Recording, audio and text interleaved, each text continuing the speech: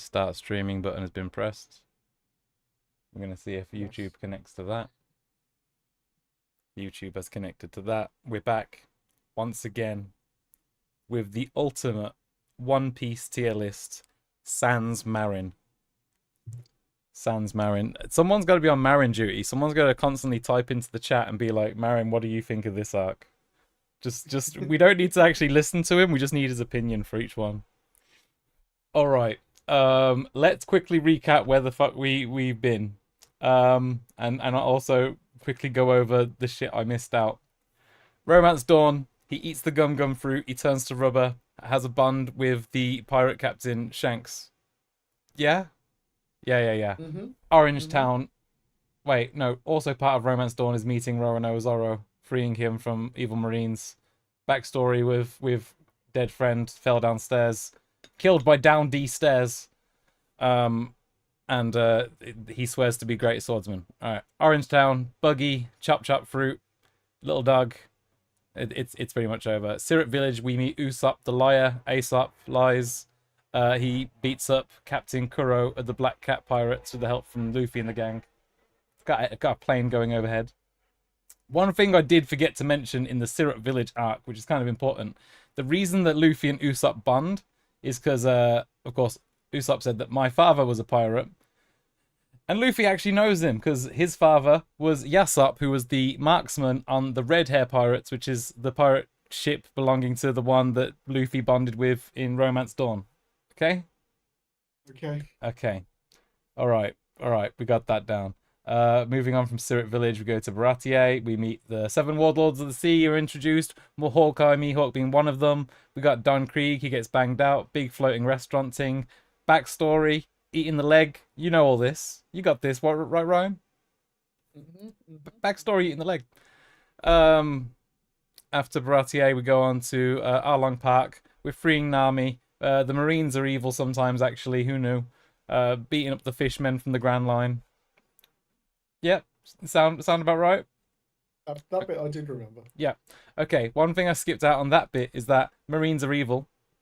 Even though the Marines were, you know, helping the fishmen, which is the bad guys in this situation, the people that are oppressing the people, you know. Luffy fighting against the fishmen and also the Marines showing up afterwards. Neglected to mention that.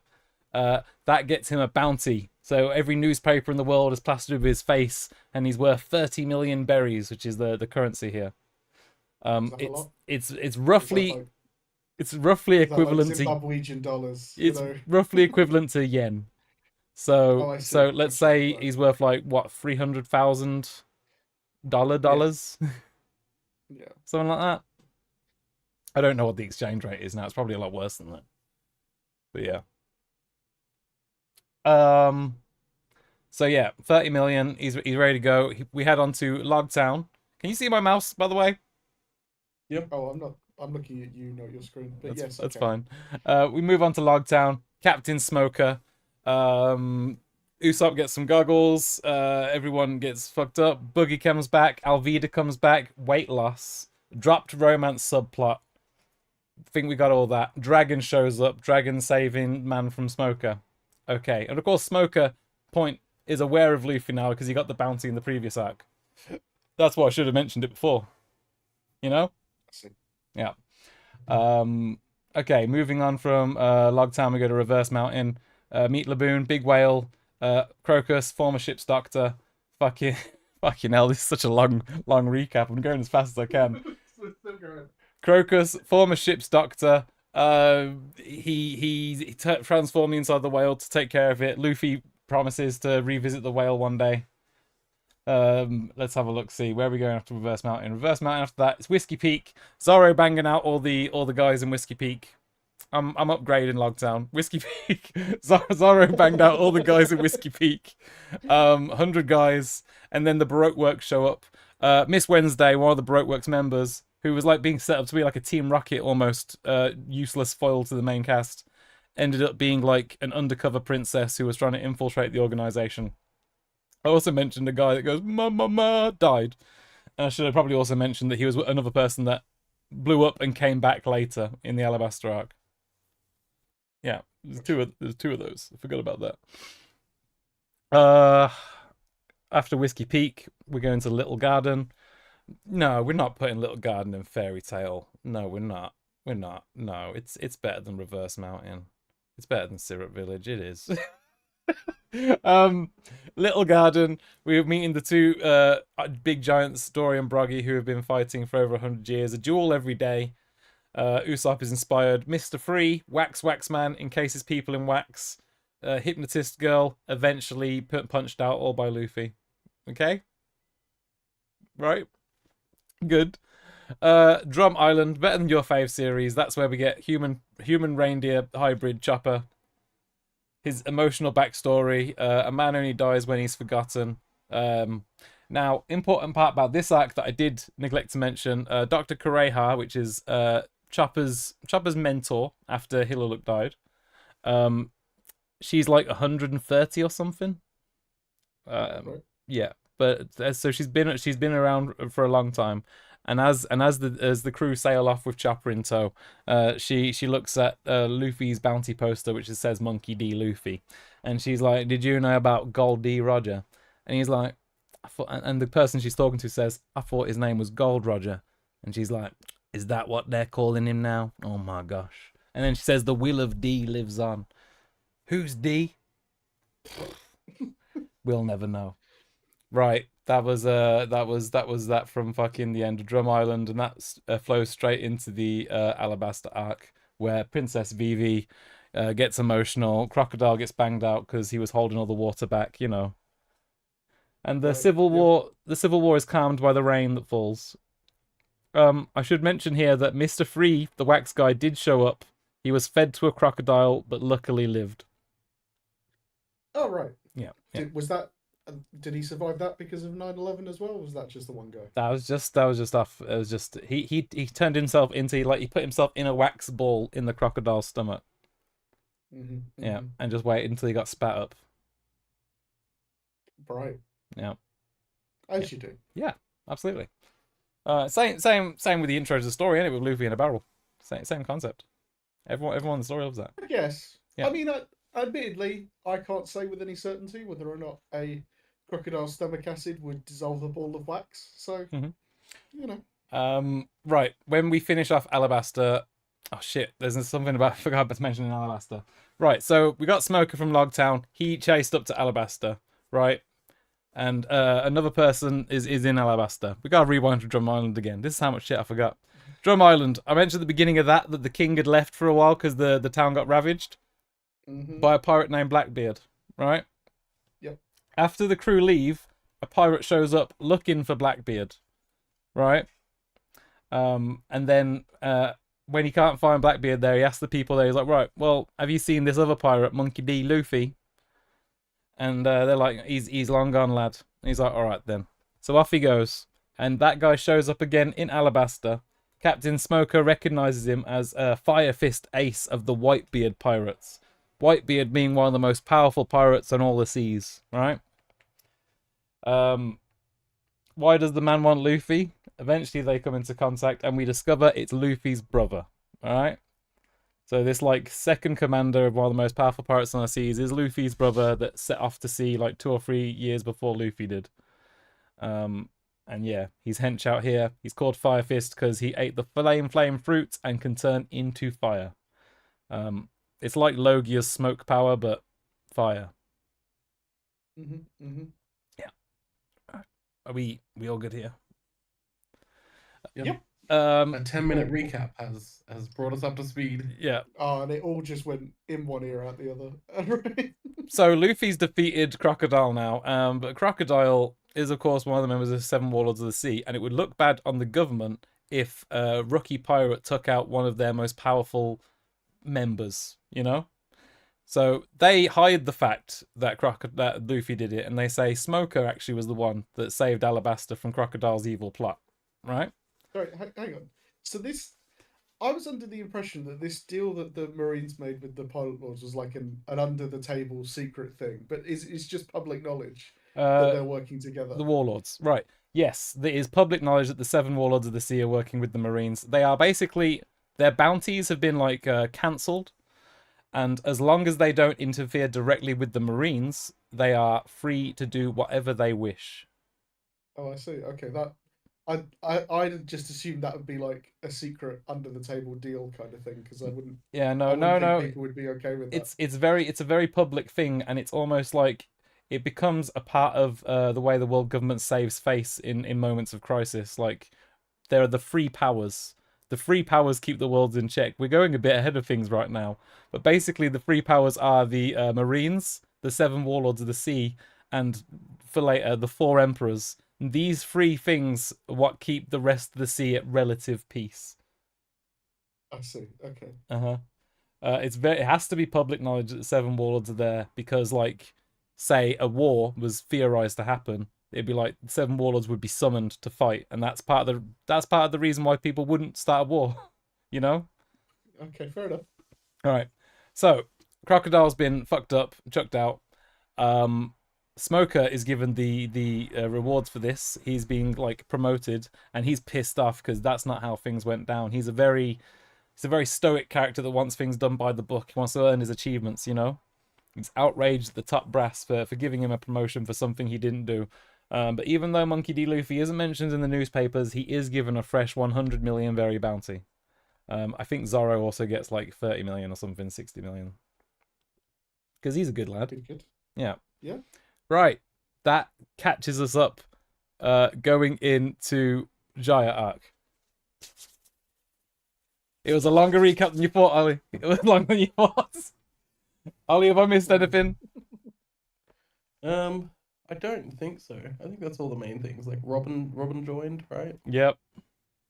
Yeah, Robin joined at the end of Alabasta, Miss All Sunday. We didn't mention Robin's ability is the power to sprout other body parts of herself. Yes. On herself and on other things as well. Mm-hmm. So she can, like, if she wants to, like, trip up an enemy, she can just, like, use her power, and then, like, one of her copy of her hand just, like, springs from the ground and, like, grabs their ankles, you know. Mm-hmm. Is there a fun fruit name? There's a power? fruit. It's the flower fruit. Yeah. Oh, because she that's can, like, simple. bloom. It's like a blooming, but it's body parts. Yeah, I guess. I was hoping for a more fucked up name for that. No. Also, I mean, it's it's always really, good like, to clarify. It's always good to clarify in this universe I've learned whether it's a power because of a fruit or a power because someone just has a power. Yeah, but from now on, most of them are fruits, but also not all. Yeah, a couple, but Yeah. We will, once we explain the other power system, the rest of them sort of fall into place. The other power most system, of them. right? Okay. Yeah. It's a long series. Right. Funnily enough, I know. Yeah. If only you could just watch a movie, right? The movie would have been shorter than our first recap.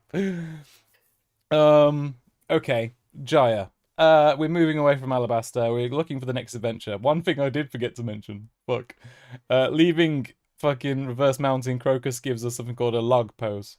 It's like a compass, except each island on the Grand Line has its own magnetic field. The log post tunes to it, and then it shows you the direction of the next island you should go to. Right? All right.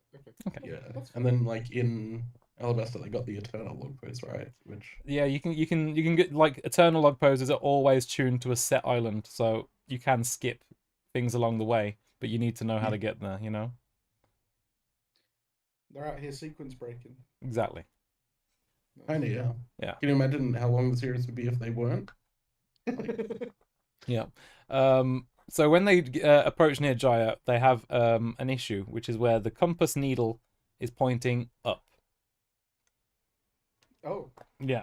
That's not good. Yeah. And this comes quite along with the sight of a ship falling from the sky.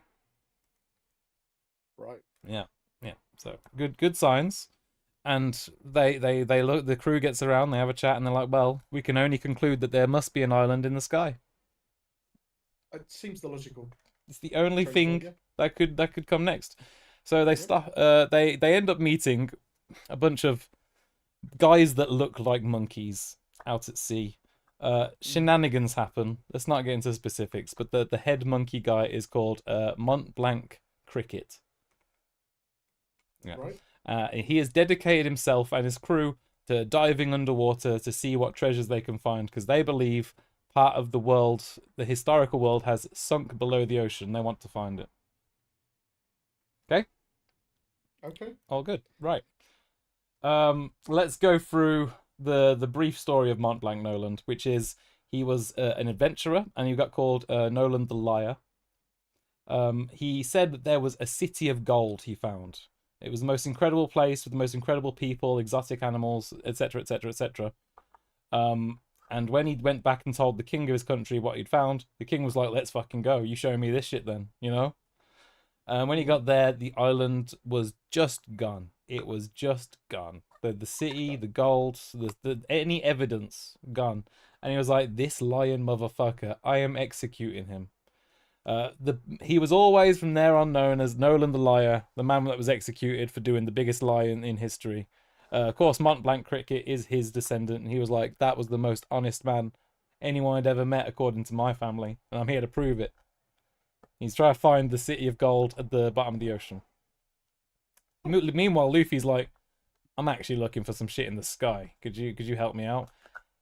Turns out there is a current called the Knockup Stream. This stream is like an underwater volcano that shoots a jet of stream of water directly up into the sky every so often. And it's very likely the falling ship we saw before was one that got caught up in that and then dropped afterwards. Right. And Luffy's like, "Yeah, let's go up that. Let's go up that. That sounds like a good plan."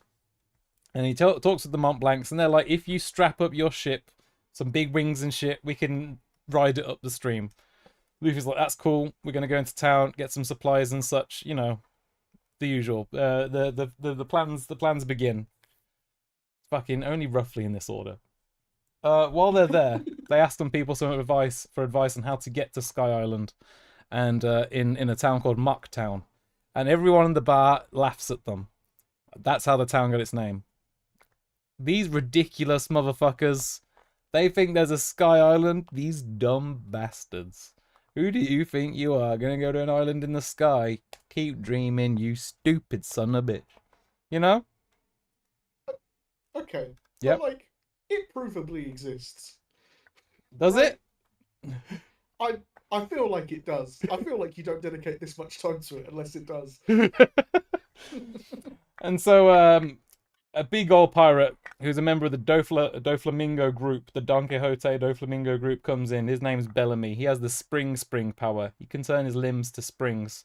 Using that, mainly bounces around on his spring legs. Bow, bow, bow, bow, bow, you know? Can bounce between buildings real fast, real hard.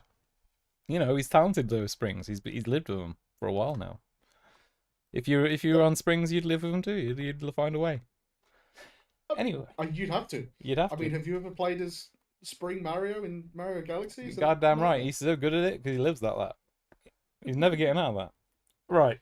Bellamy is a bit of a prick. Let's be clear. Bellamy laughs at the group and throws alcohol on them. And Luffy says to Zoro, "No matter what happens, don't fight back." And they basically get the shit kicked out of them and tossed out the bar. All right. Okay. Right. It's at this point we see a very, very large pirate that we may or may not have encountered earlier that I glossed over. And he looks at the group and he says, "They won that fight. Not the guys in the bar, but Luffy and Zoro." He's like, "They won that fight. That's how it is sometimes when you're out here at sea. If you're a pirate, people are gonna laugh at your dreams and you've got to go after them anyway. You know? That's how it be when you're a pirate, Ryan. The age where pirates' dream is over," and he laughs. Because dreams never die, right? Thing is though, Luffy don't like him. He's looking at him like, "I don't know about this geezer." And he just walks off without saying a word. That's strange, because the one thing I seem to have gleaned about Luffy so far is that he just seems to like everyone. Yeah, but Luffy don't seem to like him, and he's walking off. And Nami says, "What was his problem?" And Luffy says, "I don't know, but it's not he." And Nami's like, "What the hell are you talking about?" And Zoro says, "Probably they," because Zoro respects pronouns. Oh, I see. That's all. And Nami's like, I don't even know what a pronoun is. What are you guys talking about? But he just gets dropped. Just gets dropped, you know? Zoro, for a long time, is one of the only characters who does respect pronouns. Yeah. Right, so we return to Mont Blanc cricket after a while, but what do we discover? Bellamy has turned up and stolen Mont Blanc cricket's gold, the gold that he's been grabbing from the bottom of the ocean. Terrible. And they're like, Luffy, we've got to go to this knock-up stream right now because it's not going to like be knocking up for another long while. And Luffy's like, don't you worry, we'll do that, but I'm also going to go get my man's gold back. Luffy runs back to Mock Town, challenges Bellamy at the top of his lungs, and just like levers him with like the cleanest single punch knockout that's ever been in anime history. Big old imprint of his fist on the side of his face, just him lying there, crumpled. Nice. Yamcha posing. You know? I do. Yeah.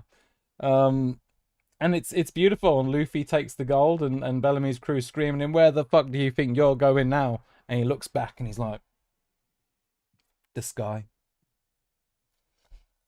And off he goes.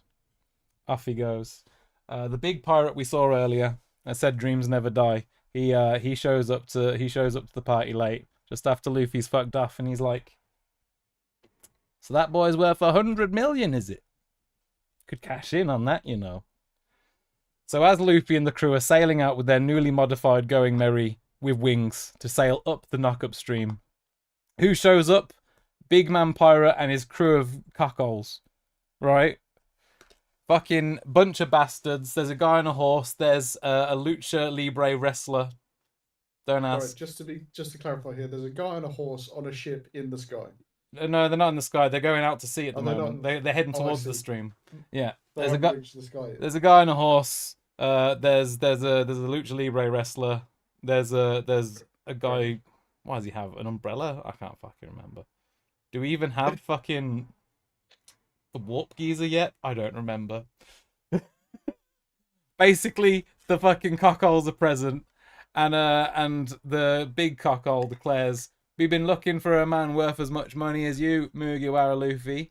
My name is Blackbeard, and I'm gonna fuck you up." In that exact voice. Basically, but with more of his sort of going on.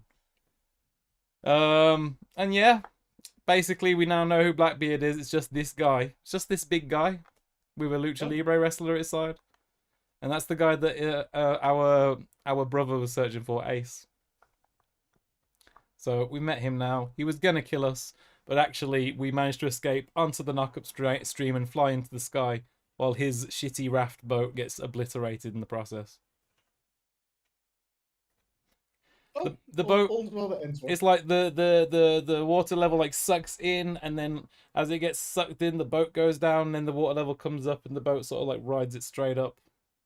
The air pressure, the water pressure, just. The reason that the Blackbeard wanted to take out Luffy with his new bounty was because Blackbeard wanted the cover of being a warlord. Yeah. He wanted the title of a warlord so that he could basically just do shit without drawing attention to him. Yeah, because there's a free space now. Yeah, because we took out Crocodile. Yeah, it's all true. Right, that's the Jaya arc. You also like very briefly see like 5 guys that won't make an appearance for a real long time. In any significant capacity. Which ones? Which ones? The elders. You see the 5 elders for the first time in. Right. Okay. Yeah. This is a good point. Okay. So after Crocodile gets kicked out of the warlords, we do actually flash up to Marijoa. Do I have to pull out the globe again? Basically, no, I get it. We saw Reverse Mountain is on one side of the Grand Line on the red line, right? But there is another red line on the other side of the Grand Line. You know, at the top of at the top of that red line is Marijoa, which is where the celestial dragons live. These are the ultimate rulers of the world. This is considered the Holy Land, the pinnacle of the world. Remember, the red line's like 10 kilometers high or some shit. This is the pinnacle of the world, like very literally as well as metaphorically, you know. And the world rulers live here, and the Gorosei are the 5 elder stars, and they certainly seem to be in charge of things. For the most part, when we see them, they just sort of hint at shit, rumblings going on in the world, but they doing stuff probably evil. Okay.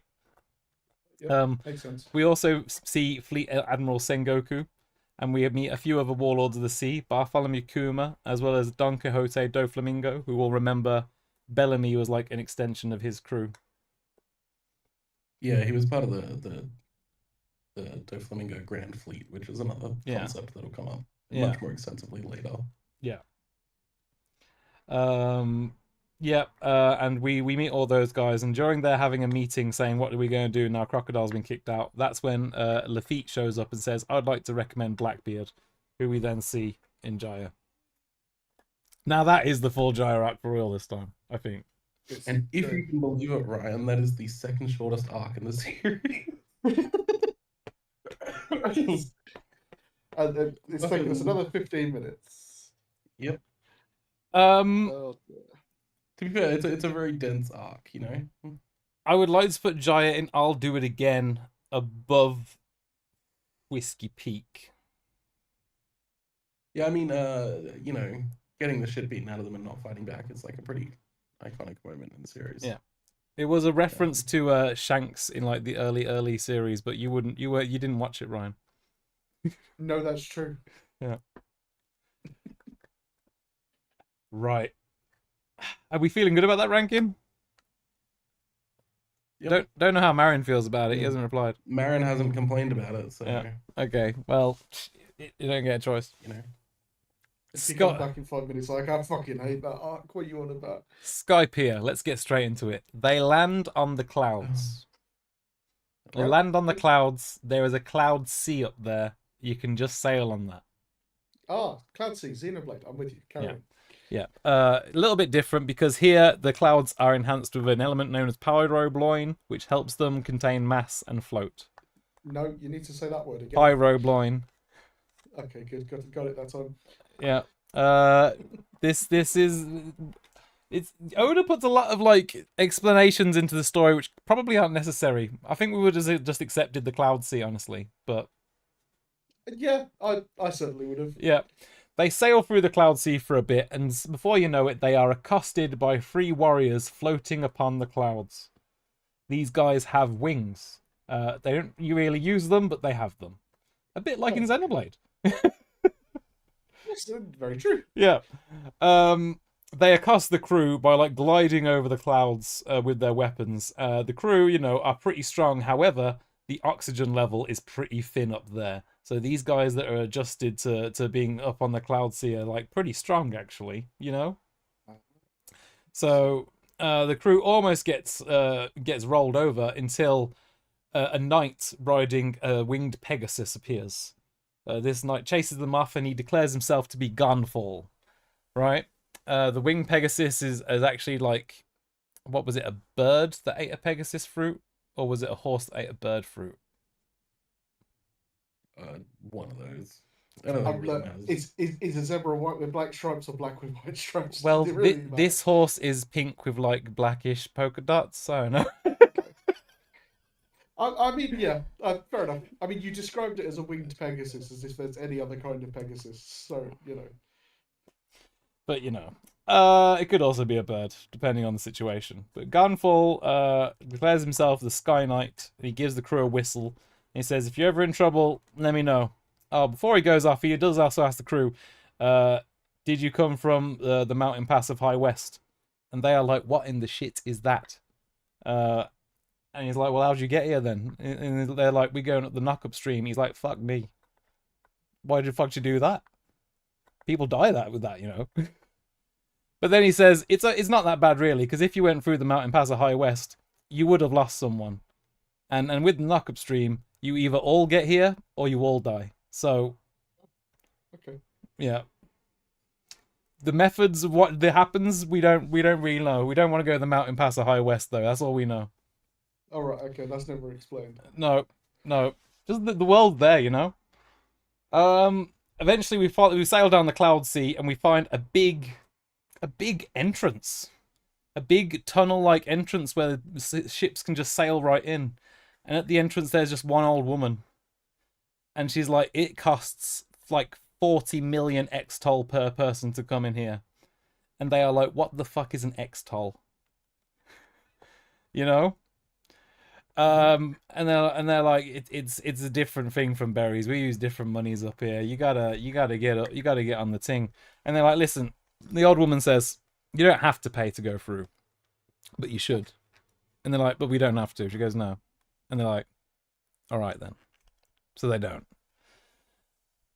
The crew sail up the big long bridge and they come to the island of Skypiea, which is just a heavenly, genuinely angelic place. People have wings.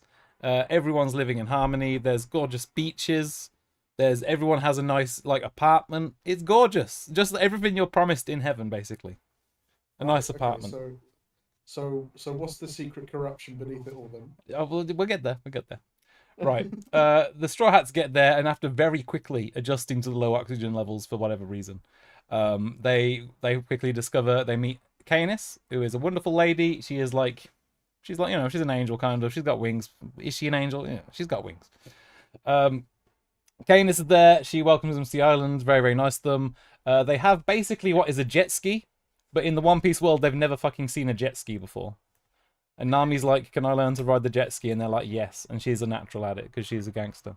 Right? Okay, good. They have things called dials. And these dials are basically seashells or sky shells in this case, I suppose. And the dials can be like equipped to do any number of things. For example, recording a voice and then playing a voice back. Yeah, this is technology. And prior to this, it's worth mentioning that everybody in the world communicates through snails. They talk into a snail and then it transmits it across the world, and then another snail speaks, and then that's how they talk on telephones. Telepathic snails. Gotcha. Yeah. And so now shells are the new technology here. And these shells, like I say, can record voices, play back voices. They can also record scents. But they also can record impacts. Like if you punch one and then let it off in someone's face, it will punch them, basically. Or give them the impact of a punch. That's very funny. I like that. Yeah. I think someone farts into one at one point, you know. Okay, I feel like you have to. Yeah. You kind of have to try it. As soon as you learn it transmits spells, you have to fart into it. That's how it works. Did any of you guys see that that video where they tried to freeze a fart? Yes. No, I didn't see that. Yeah, that's a funny video.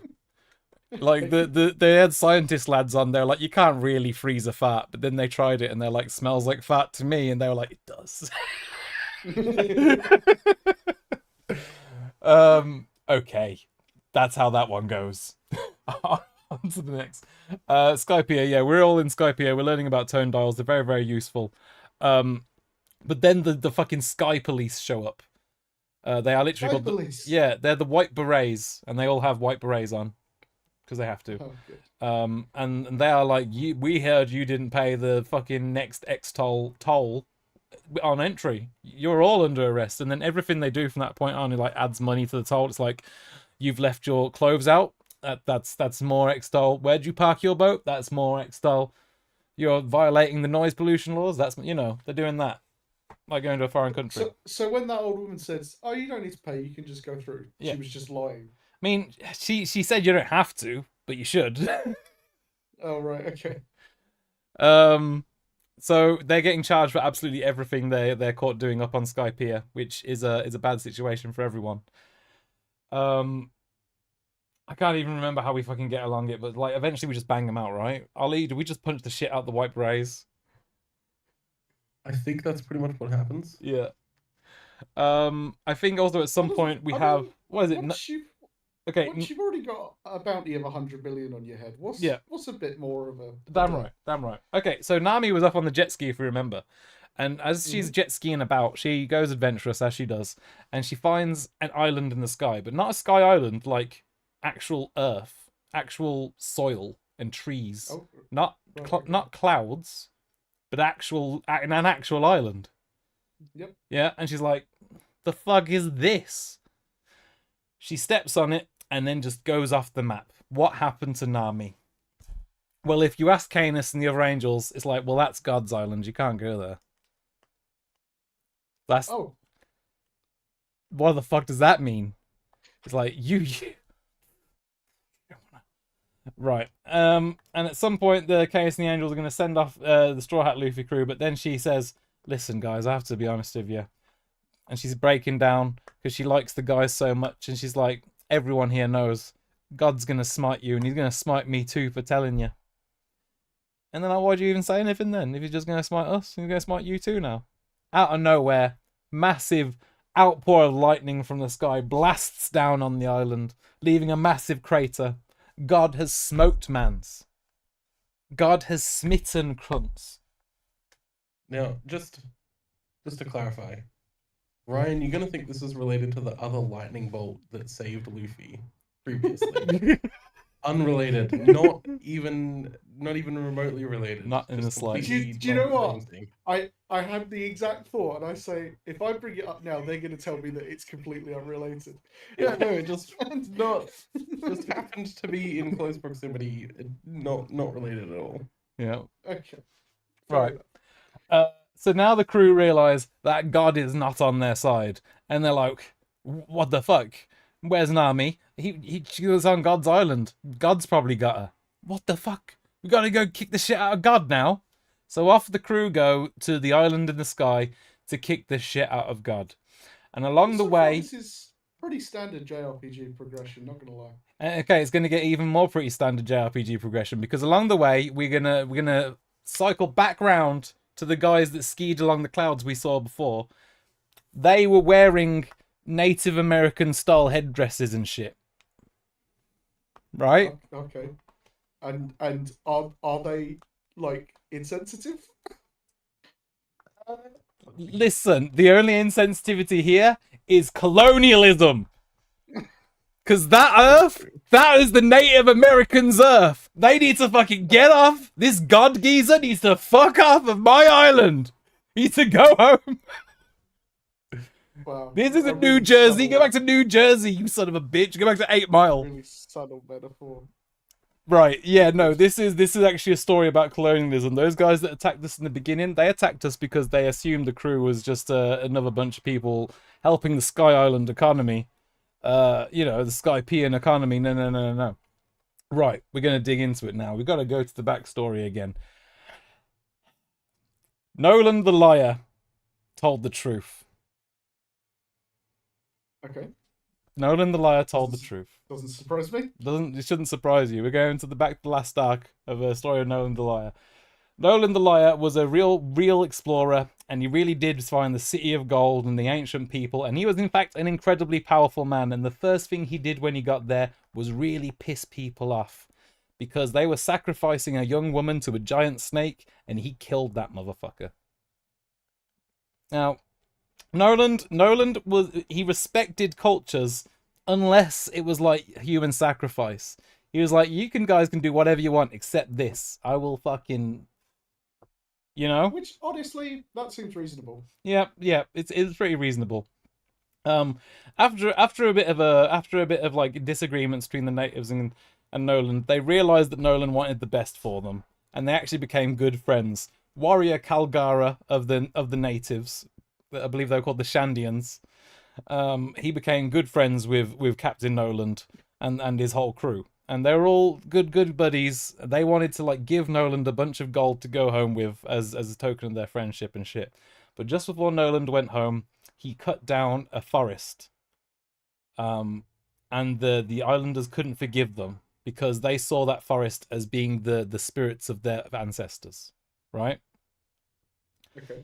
But actually, the reason they cut down that forest was because these trees were infected with tree sickness. I don't know what the fuck you want me to say about that one. They had the tree sickness.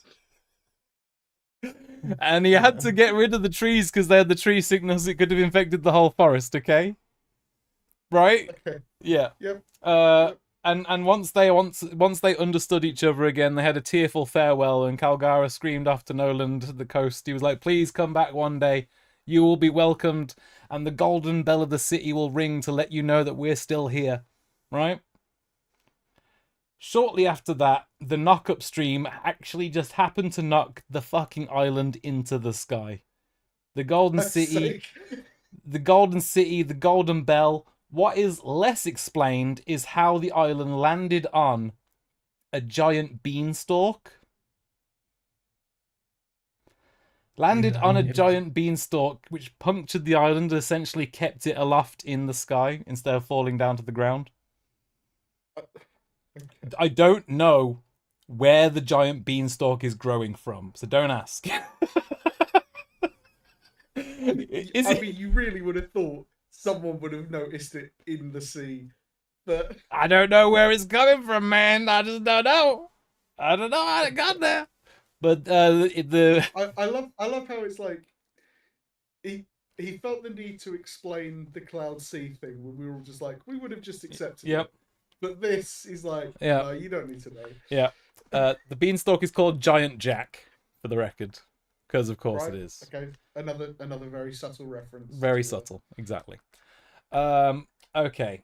So now we realise what has happened. The island's been launched into the sky hundreds of years prior, and as soon as it landed there, the islanders, not the people living on Shandora, but the islanders of Skypiea, they see this giant mound of land appear before them, and they hear this angelic golden bell chime throughout the land, and they're saying, "This is a gift from the heavens. This is a gift from God," right? And so the first thing they do is they send their army over there to make sure there's no one else there to claim it. You know? I mean, that is colonialism. That is colonialism, absolutely. And they're like, get rid of all these feather-wearing motherfuckers. This is our island now. And as a result, those people have been essentially hiding out in clusters around the Sky Islands, going to war with the native Skypeans who are now claiming this island, right? Mm-hmm. This is the history of the island that's in the sky, how it ties into Noland and the previous arc and all that shit. Right. Okay. Back to present day. Luffy and the crew are going on the island because they got to find and kill God. Along the way, they meet some priests and some heavenly trials.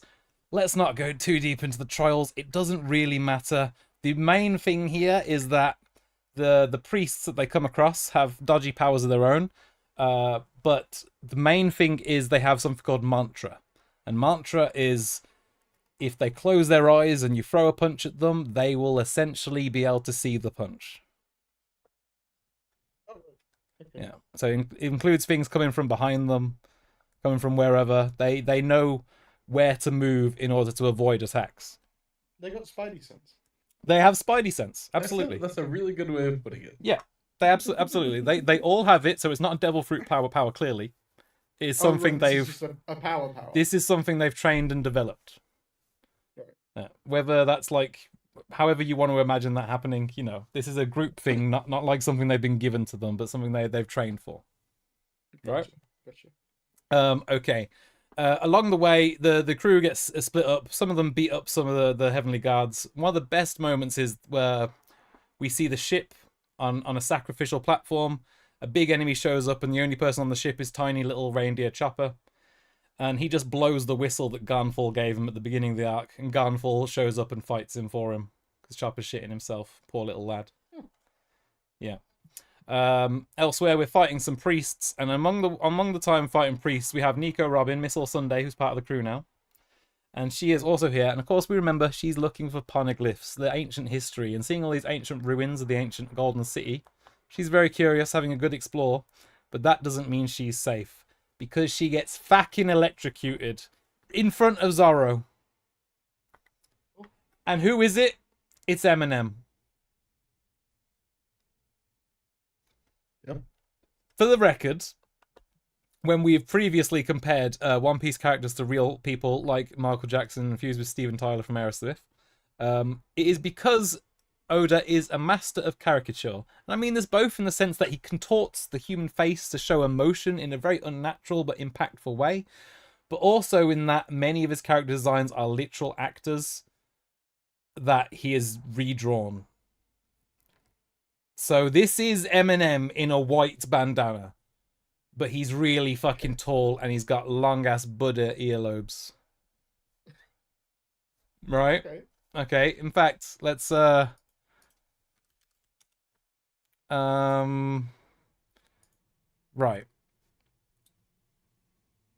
Can we? The second picture there shows it a little bit better. Like. Yeah.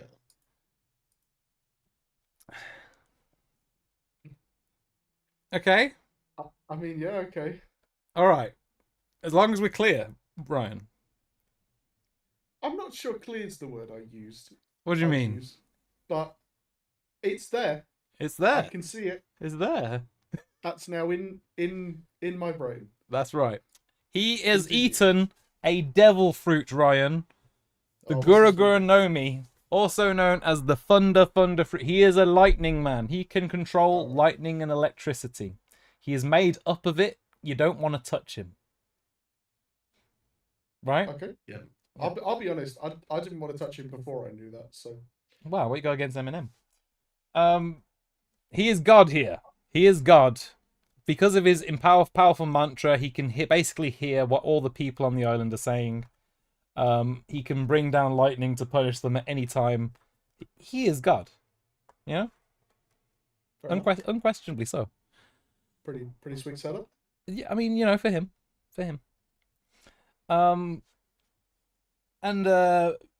Basically, he electrocutes Nico Robin. Eventually, one of the new warriors of Shandora team up with Zoro and that to attack him, but none of them have a way to get through his mantra and the fact that he's made of electricity. It seems pretty impairing for the rest of them. And yes, he has kidnapped Nami for non-specific reasons. Okay? Fair enough. Yeah. He needed to get the heroes up there somehow. So. What is Enel's dream? Well, the thing is, he is a devil fruit eater, and therefore he's afraid of the ocean. Being in the sky and far away from the ocean apparently isn't good enough, so he would like to go to the holiest place possible, a place where there is only dirt and earth to be seen. And that place is the moon. Yeah. Okay. Yeah. Okay. So he has help with some ancient blueprints and with a lot of gold stolen from the ancient city. He has constructed a giant floating ark that can be powered with his electric power. Right. Okay. This is a giant ship. Not quite clear how it flies, but there are big oars and it just goes through the sky, and he can just go to the moon on that bitch. He's about to take off with Nami, and of course Luffy shows up like no. And I was like, right, I'm made of electricity. I'll deal with this. Electrocutes Luffy. What does he discover? Luffy's made of rubber. There we go. Oh yeah, I see. The natural enemy to God all along was this wee monkey boy pirate. Luffy does struggle with Enel's mantra. He can't quite actually land the punches, even though he would be able to land the punches, you know? Also, Enel has like a golden trident spear, which he can heat to like massive temperatures and then stab Luffy with. That's not good. Eventually, Luffy just like rebounds all of his punches off of a wall. And because he's not actually thinking about where to throw the punch, Enel's mantra can't detect where they're coming from. Oh. And he just rebounds so many that he eventually just knocks the shit into him. The fight finishes with... Okay, first, Enel superheats some gold and melts it and then places it around Luffy's wrist. So he's got a giant gold ball attached to him and then just chucks him off the boat. Right? Yeah.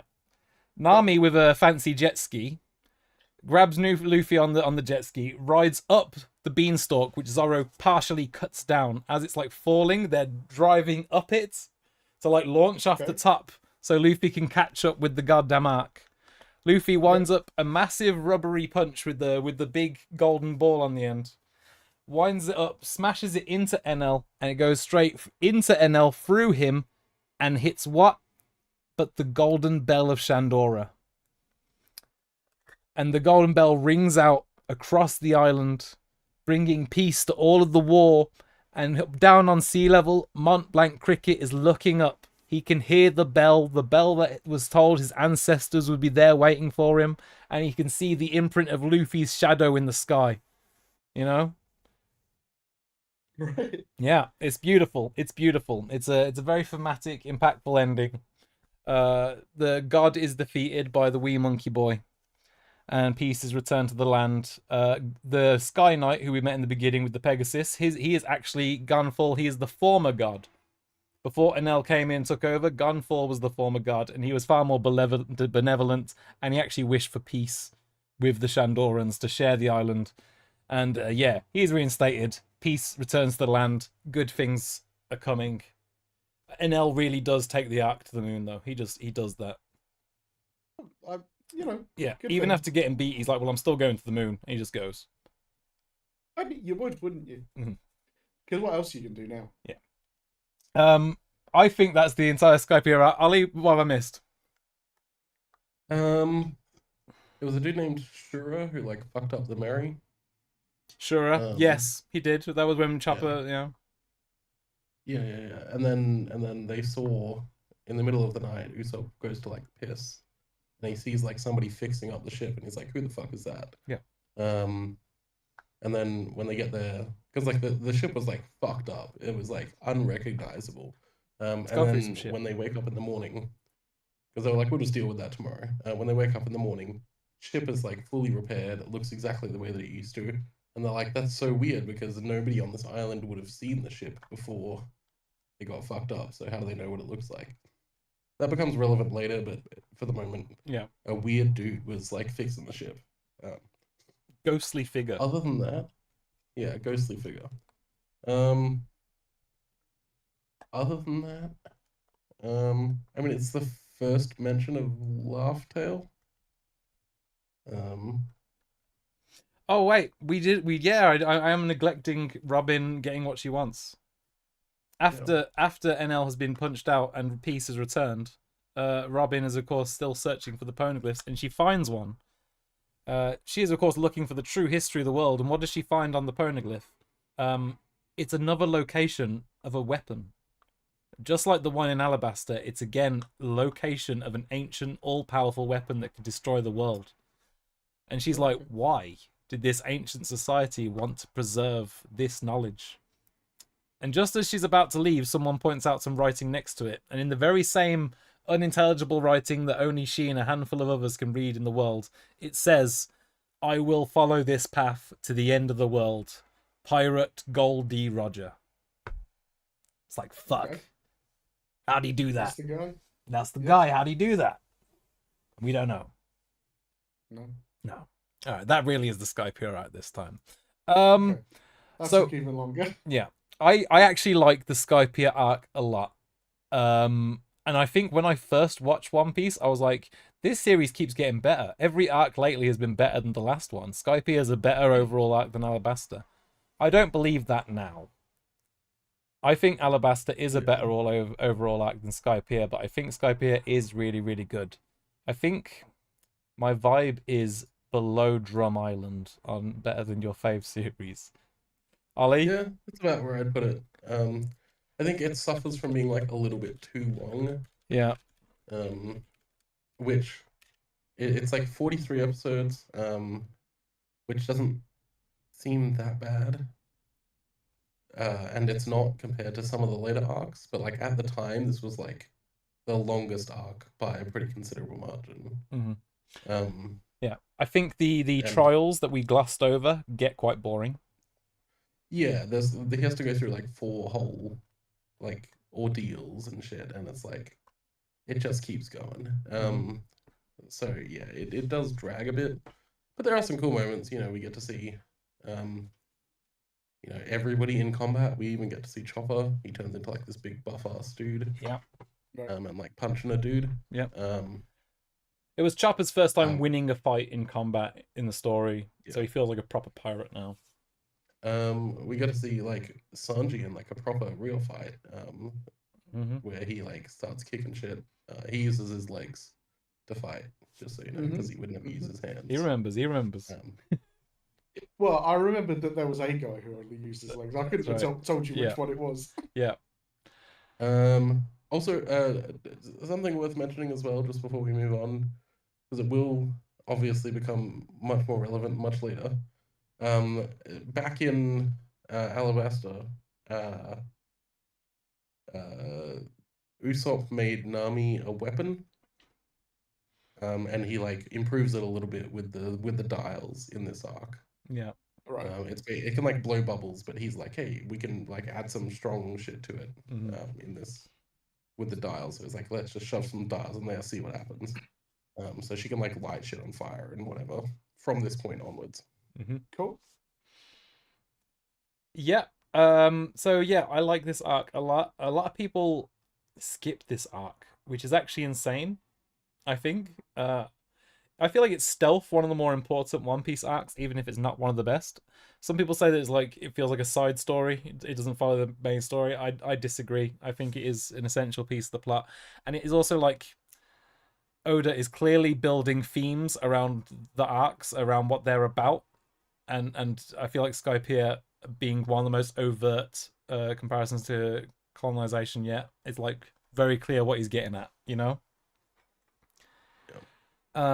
In addition to that, I want to say that this is like the third time Oda's done this now, but I actually think the final fight, the beating of the bad guy, what I really like about Oda is that more often than not, the final punch is also like a symbolic freedom moment. So in Arlong Park, when we land our foot down on Arlong's face while destroying his tower, we're in like Nami's map room, which is essentially where she was like enslaved to work for them, you know.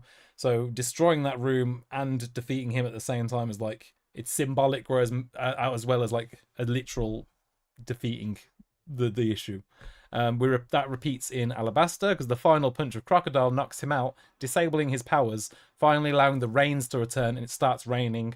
That's the thing that stops the civil war from happening. It stops the people from fighting. It's not they think a guy's been beat. They have rain fall on them for the first time in months upon months, you know.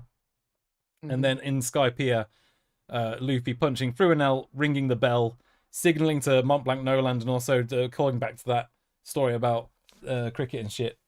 It just all wraps it together very, very neatly and nicely. It's the third time Oda's done it, and he tends to keep it up. It doesn't always work as well, in my opinion, but Skypiea is one of the better ones. Right.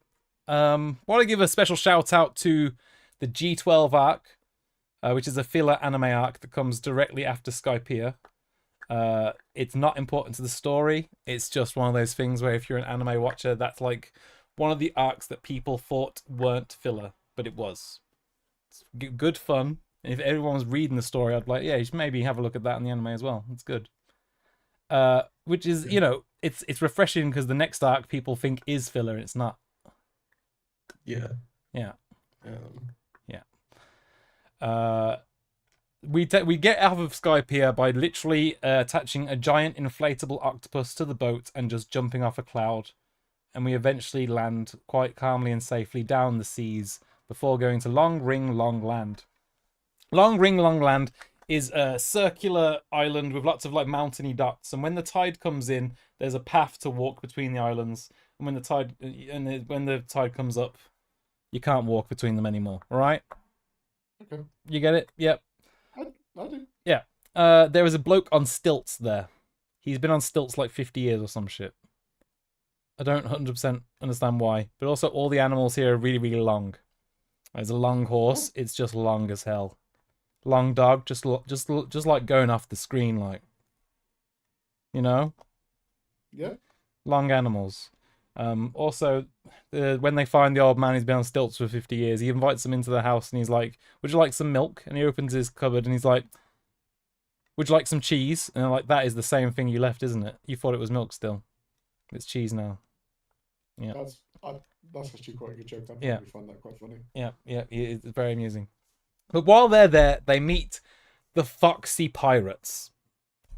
The Foxy Pirates introduce the concept of a Davy back fight, which is now once again relevant in the One Piece story. Let's not talk about it too much. The Davy back fight was dedicated to the legendary captain Davy Jones. Of course it was. He is said to now be slumbering at the bottom of the ocean, hoarding treasures to himself. But the Davy back fight is held in his honor. And basically what happens is pirates will come together and they will have a competition of sorts, and they will wager crewmates or maybe even their flag, their ship, whatever they have. If you can come out on top, your crew gets stronger essentially, and if you come out on the bottom, well, you're kind of fucked, right? Mm-hmm. Right. Foxy is a shit-heel pirate that has amassed a massive crew just by cheating his way through Davy back fights. I mean, is he cheating really? Are there any rules? No, but he is a shit. Okay? He is a shit. And as a result, no one much likes him. He's not a beloved character. Let's say it like that. And in the anime version of this, they put in like multiple more challenges than the manga did. But even in the manga, it's like this isn't the most interesting part of the story. Basically, Foxy beats them to like take Robin and Chopper off the crew, and then Luffy and crew beat them back. The highlight of the whole thing being a boxing match where Luffy becomes really powerful by putting on an afro. Oh, okay. He becomes Afro Luffy. Because of how cool an afro is, he becomes incredibly powerful. So you see, it's not racist because he's saying that it's a good thing to have an afro. It's not racist, Brian. Yeah. But then again, if you watch Hajime no Ippo, they're like, listen, black guys are the strongest boxers in the world. They're genetically superior. It's crazy. Hajime no Ippo is so good, by the way. You should all watch it. Okay. Yeah. No, he puts on an afro and becomes super powerful at boxing and beats the hell out of Foxy. This is unfortunately one of the worst arcs in all of One Piece. I'll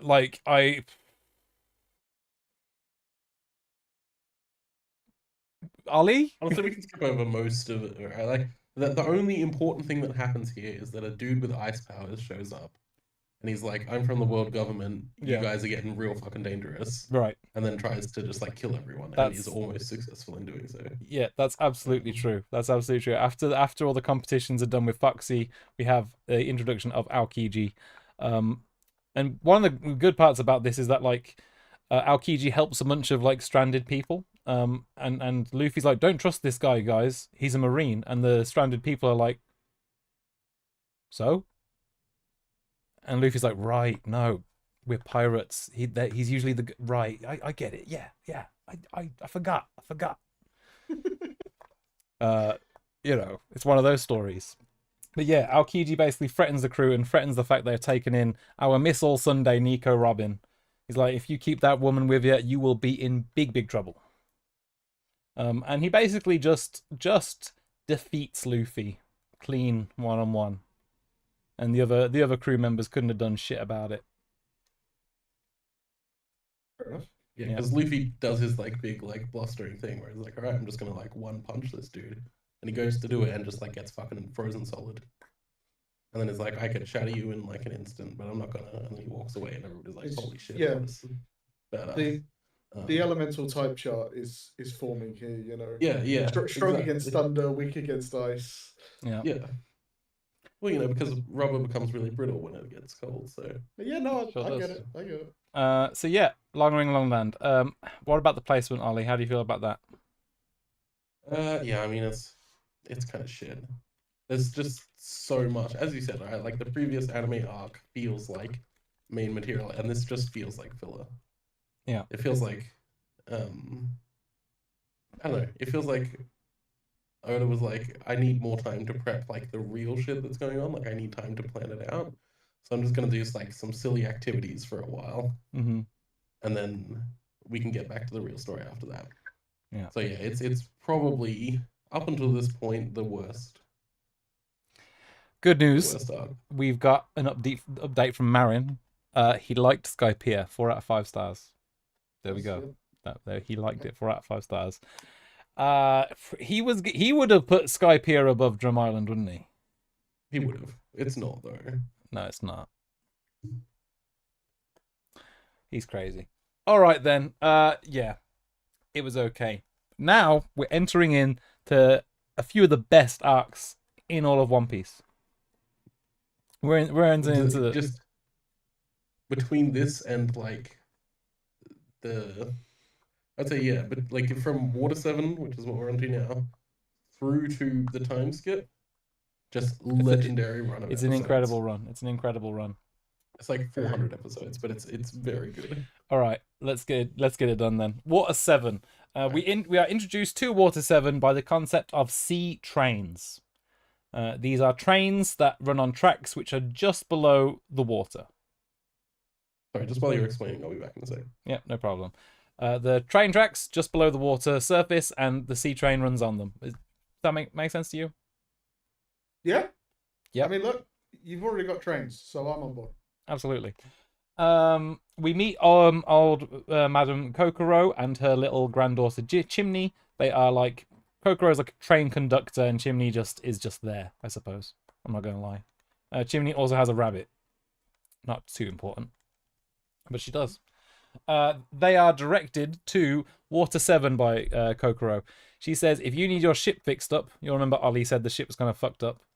If you need your ship fixed up, you go to Water 7. That is the island of shipbuilders, shipwrights. They are the best in the world. You'll get your ship fixed there, if nowhere, you know? Nice. They go there, they meet the Galela shipwrights, they ask for someone to check over their ship. The ship gets checked over and the keel is broken. The keel is an incredibly important part of the ship. Without it, there's no ship. It's going to fall apart sooner or later. Its days are numbered. The ship is dying, Ryan. This is an emotional thing. Now, it's a good bloody thing that we went to Sky Island and fucking found a shitload of gold from the City of Gold, isn't it? Suppose so. Now we have enough money to either get a new ship or repair the ship, whatever it takes. They get the gold cashed in the gold market. The money is in briefcases, wads of cash. Everything's going great. Then Usopp, who's carrying the cash, gets fucking mugged and stamped on, absolutely pissed about, and the cash is gone. Fuck. That's okay. The crew discover way to put our characters back into peril. Huh? Yeah. He's just got the shit kicked out of him, because the thing is about Usopp, you might have noticed that we've never said Usopp has been like in a massive fight, or like he is the most human of the whole crew. He's not a man that can like fight a fish man and lift up a house or cut steel or whatever. He's just a dude that slingshots shit. You know? Never eaten fruit in his life. He's never eaten fruit in his life. He's got nothing special going on, and he just gets the shit kicked out of him by a bunch of normal ass dudes. Just normal guys, you know? Just innocent men. Just innocent men. Just normal men. Just normal men. Just innocent men. And the money gets taken. The crew find out about this. They find Usopp beaten to a pulp outside of the enemy gang's hideout. The Frankie family, they're called. They find Usopp just beaten to a pulp, lying on the ground, and they're like, wait there, Usopp, we'll be right back. And they do a sick march up to the entrance of the fucking gang hideout. Chopper, Sanji, Zoro, Luffy. They just march in there and beat the shit out of everyone in there. They blow the place up. Just destroy it. The money's already gone. The money's gone. The Frankie family master, named Frankie, he's gone. With the cash, he's already gone to spend it somewhere on another island on the train. So all they can do is take their rage out at this point. They take Usopp home, and he feels useless because he's the only man on the crew that couldn't do anything. He's the only one there that it's his fault he got robbed. He's not a big strong pirate. He's not a warrior of the sea. He couldn't even beat a bunch of normal dudes. Zoro beat 100 bounty hunters on fucking Whiskey Peak. Usopp can't do shit. You know? So he feels useless. He feels like he doesn't belong. The only thing that he can claim so far is that he's done his best to take care of the Going Merry, which to him is like a memento of Kaya, his dear friend from his home village, when she gave him the boat along with her nice butler, you know? So Usopp is like, well, what's the ship situation anyway? Because we're here to get the boat fixed, right? And Luffy's already spoke to the shipwrights. He knows the boat can't get fixed. He hasn't told Usopp yet. He's like, listen, Usopp, we can get a new boat. check out this catalog. We've still got some cash. We can still afford one of these cheaper ones, you know? We'll be okay. And Usopp's like, what the fuck do you mean we're getting a new boat? This is our boat. This is our home. What are you going on about? And Usopp in this moment he's acting pissed off for the sake of the merry, but in reality he almost feels as if he's being rejected. It's like this tool that is no longer useful has to be replaced, and after how useless he's felt recently, that's how he feels. He's almost like acting out of emotion without thinking. But Luffy responds acting out of emotion without thinking, and they have a fight on the ship. Oh. They have a fight on the ships. Luffy is just about to say, if you don't like it, you can fucking get lost. But Sanji kicks him in the head. And it looks like a family being broken apart. It's everyone's at each other's throats. And Usopp storms off the ship and he challenges Luffy to a duel. He says, I will duel you, Mugiwara no Luffy, for the ship. Welcome back, Ollie. And thanks. Usopp comes back the next night armed with slingshots full of eggs and spike traps. And he duels Luffy one-on-one. He shoots spicy pellets into his mouth. He shoots egg on his face. He throws spikes onto the ground so Luffy trips over them and rolls in them. He oils up the ground and lights it on fire. And then Luffy ultimately just punches him in the fucking gut. And Usopp's already had the shit kicked out of him by those boys from before. He just falls over after one. And it's like the least satisfying fight in the history of the world. Because there's no winners. It's just everyone's just sad about it. Yeah. And my door's getting knocked. Ollie, please tell him more about Usopp versus Luffy. I mean, I'm catching up here. Usopp got the shit beaten out of him. Have we gotten to that part? Yep. And then basically Usopp was like, no, fuck this. Like, you guys clearly don't care. I'm just gonna leave. So Usopp is just like, no, he leaves. He's like, you guys can abandon the ship. I'm gonna stay here and protect it, and I'm gonna fix it, and it'll be fine. I'll fix it, and then you guys can just find another ship and go by yourself. I'll just be the person who rides on the Mary. Yeah. Oh, that's.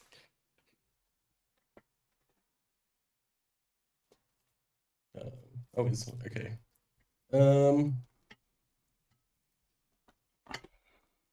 Yeah, I assume that's the Switch version as well next to it. Oh, there we go. You can do your own version of that comparison video, Dave. I accidentally ordered the Switch version when I said I'd order the PS5 version. Yeah,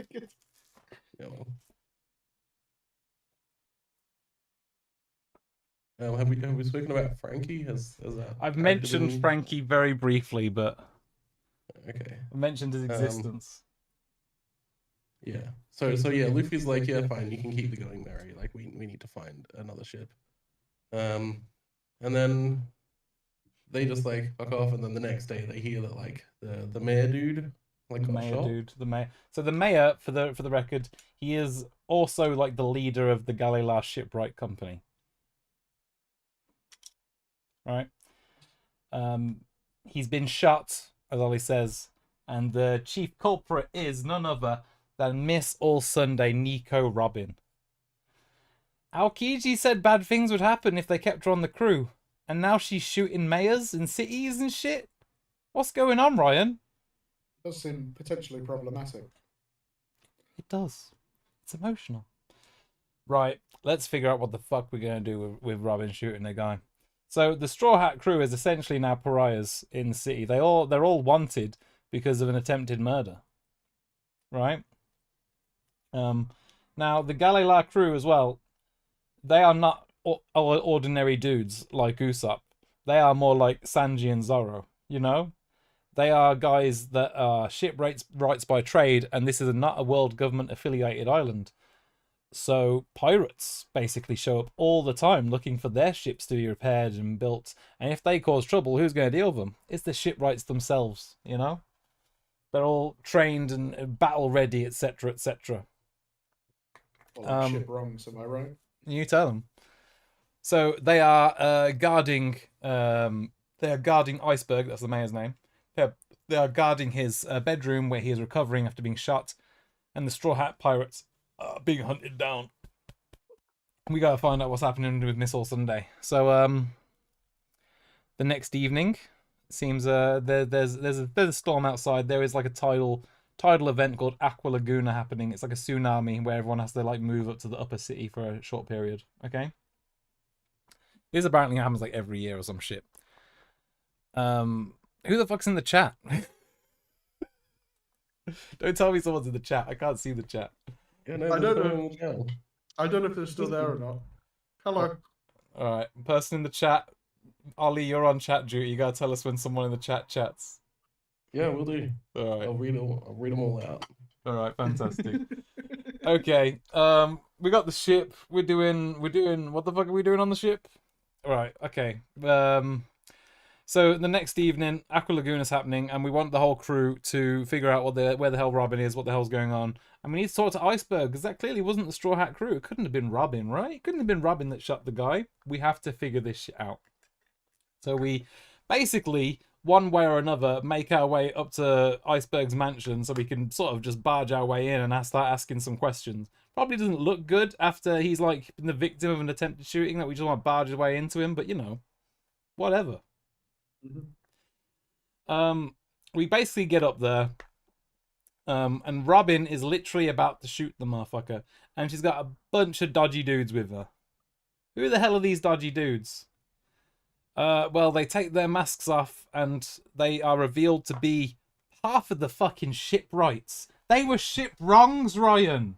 They were ship wrongs. They were ship wrongs. You did. I saw it coming. You did. You really half did. Listening, but I knew it. Yeah, that's right. That's right. You saw the truth. They were in fact ship wrongs. They were ship wrongs.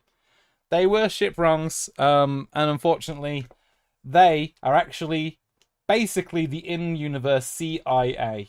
They are members of a group called CP9, and they have infiltrated this worker cooperative because they don't like socialism, right? I mean, that's part of the reason anyway. That's basically the reason, yeah. But the other part of the reason is Iceberg, the head of the Gala, was trained by a shipwright called Tom. Tom was actually the chatter says plus the bartender. Yeah, plus the bartender and also his secretary. They're all in CPs. Yeah. So yeah, they're all evil, Ryan. Jesus Christ, where are we at now? They're all evil, and they want the blueprints. Tom, Iceberg's mentor, basically, fucking, he was the one that created the ship or built the ship for the King of the Pirates. Can't remember what his ship's name actually is right now, but he built the King of the Pirates ship, and long ago he was tried for that crime. And he, as atonement, he said he would build this sea train network that would link up the Judicial Islands and Water 7 and many more islands to improve the global economy. Right? And he did do that. He did do that. But along the way, he also happened to be hiding some blueprints for a weapon called Pluton. Yes, one of the same ancient weapons that the poneglyphs have been pointing towards. This keeps coming up. Why does it keep coming up? And why is Nico Robin always involved? We need to know. These CP9 guys basically already have a good theory of what's going on. And they take Iceberg by the wrist as like a homemade lie detector test, and they start telling him their theory. And if his heart rate spikes, they know they got him. And basically they're like, you met one guy who introduced himself by a different name like 20 years ago. That guy came in here and said his name was Cutty Flam, the person who apparently you grew up with and had died. We think in that moment you gave him those blueprints and made him change his name to Frankie of the Frankie family. Bum, bum, bum. The fucking evil guy that had cunts beat up Usopp for the money all along. He's just been holding on to blueprints to destroy the goddamn world, Ryan. Any questions? No. Okay. Also, the legendary shipwright, like the most famous shipwright in the world, is just his name is just Tom. Like Tom? it wasn't anything. It was just Tom. I feel Okay, like we should Cutty Flam over here or whatever it Cutty was. Flam, yeah. His name's Frankie now. We should also clarify that Tom is a fishman. This is one of the first fishmen we've seen outside of the Arlong Park arc, where all of them were basically evil. Tom is definitely not evil. He is a nice guy who was raising 2 human children just to teach them, 2 orphaned human children, to teach them how to be shipwrights, so they had a good future ahead of them. You know? He doesn't want them to be ship wrong. No, he didn't want them to be ship wrongs. He just wanted them to follow their dreams and create things. You know. And there is also like a mini Oppenheimer arc here, but like so. Frankie, as a child, Cutty Flam, loves to build small battleships. But those very same battleships were one day turned against the Island of Water 7. I can't remember exactly what the fuck they did. But basically, there was like, you've created these weapons. Of course, they're going to be used to destroy. But Tom doesn't have that opinion. Tom is more like, you should be proud of whatever you have created, no matter what. And you gotta do it. You gotta put your whole heart into it every time. Yeah. So he's very Oppenheimer. So. I think it's the opposite. But like the weapon bit maybe, but not Tom himself.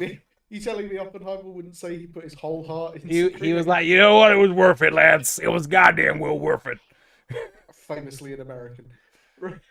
I don't know what. What fucking accent did Cillian Murphy do in the movie, huh? What accent did he do, Ryan?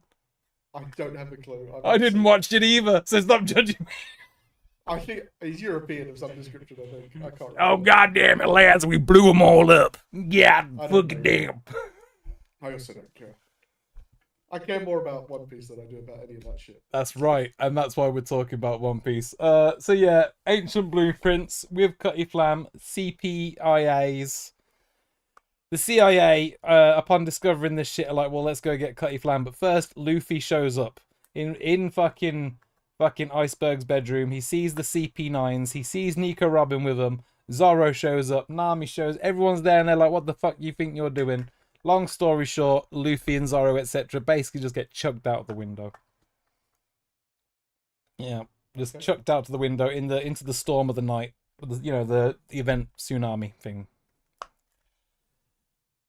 Nami talks to some people, discovers some truths. Essentially, Nico Robin has been threatened. They said, if you want your crew to get off this island safely, you have to come with us. So she sacrificed herself for the benefit of the rest of the Straw Hats. Right?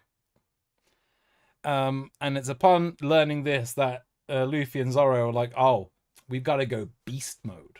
We've got to go beast mode. At the same time, the CIA turn up at Frankie's doorstep where he's with Usopp. And they're just fucking everything up. They throw the Going Merry, which is like the remnants of it, out to sea. They beat the shit out of Frankie and Usopp, and they just leave Usopp to fucking basically die and take Frankie away because they need to find them blueprints. You know? CIA is evil. They jump on the sea train and go into the night. Okay, so this is where we discover that Sanji has been working on the behind the scenes the whole time, following Nico Robin, the CIAs, and he's jumped on the sea train with them. So he's gonna have shenanigans, right? At the same time, Usopp has obviously seen Frankie get taken, and he understands what's happened to Nico Robin. He's like, I've got to help, but also I'm not part of the crew anymore. I've sort of left. So he asks his good friend, Sniper King, from Sniper Island. Now, Sniper King is wearing a broken mask and has a hole in the mask which is has space for his nose, which is similarly length to Usopp's. Despite that, though, it seems to be completely different people. It's definitely not Usopp. He uses all of Usopp's attacks and sometimes has Usopp's voice. There's no reason to think that Usopp and Sniper King are the same person. You've never seen them in the same room together. Okay, thank God you said that. Otherwise, I would have thought. But right. If you say So Sniper not a King thing. shows up, and everyone's happy about that. And who knows where Usopp is at this situation? But thank God Sniper King's here to save the day. That's all I'm saying. Sniper King has his own theme tune, Ryan. Oh, he does? Yeah, he does. He has his own theme tune. His own anime theme tune. But it's about Sniper Island. Kulu la la koo. He can snipe the eye of a mouse. I believe that's one of the lyrics in the song. Oh. Yeah. It's a very, very good one. He shows up. He's going to help the crew. And now that Luffy and Zoro are aware of the fact that Robin's essentially sacrificing herself for the crew, it's like, right, it's game time. We've got to sort this shit out. That is the end of the Water 7 arc, because where have the bad guys gone? They've gone to Eni's lobby, the next arc. We will quickly say that while on the sea train, they get a second sea train that was like a prototype out of the shed, ride it over to Eni's lobby to chase them. Along the way, Sanji cuts up a guy made of spaghetti or whatever, or he sprouts spaghetti. I don't really remember the fucking dynamics of that one precisely. But then I think he just likes spaghetti. Yeah. I don't think it's like a fruit or anything, right? Don't know. Zoro cuts up Admiral T-Bone, who is a big Navy vice admiral that's just waiting on the train tracks. Zoro just slices him. And also because there's that tsunami still. That tsunami is still a thing. Luffy and Zoro just punch through it to give the train enough space to ride through. Just want to point out as well that we have a second chatter now. Hey, chatter. 2 people. What are they saying? They said, "Hey, call my name." So what's the name? I don't know how to say their names. I don't know how to say their names. So he appears. I believe in Joe Hendry. Wait, it can't be that bad. I don't have a link to our own fucking stream. Hang on. I've got a link to the chat. I did the pop out chat. So. Oh yeah, you get the pop. Oh, you got the pop out chat. There's a pop out. Okay, hey guys. Yeah.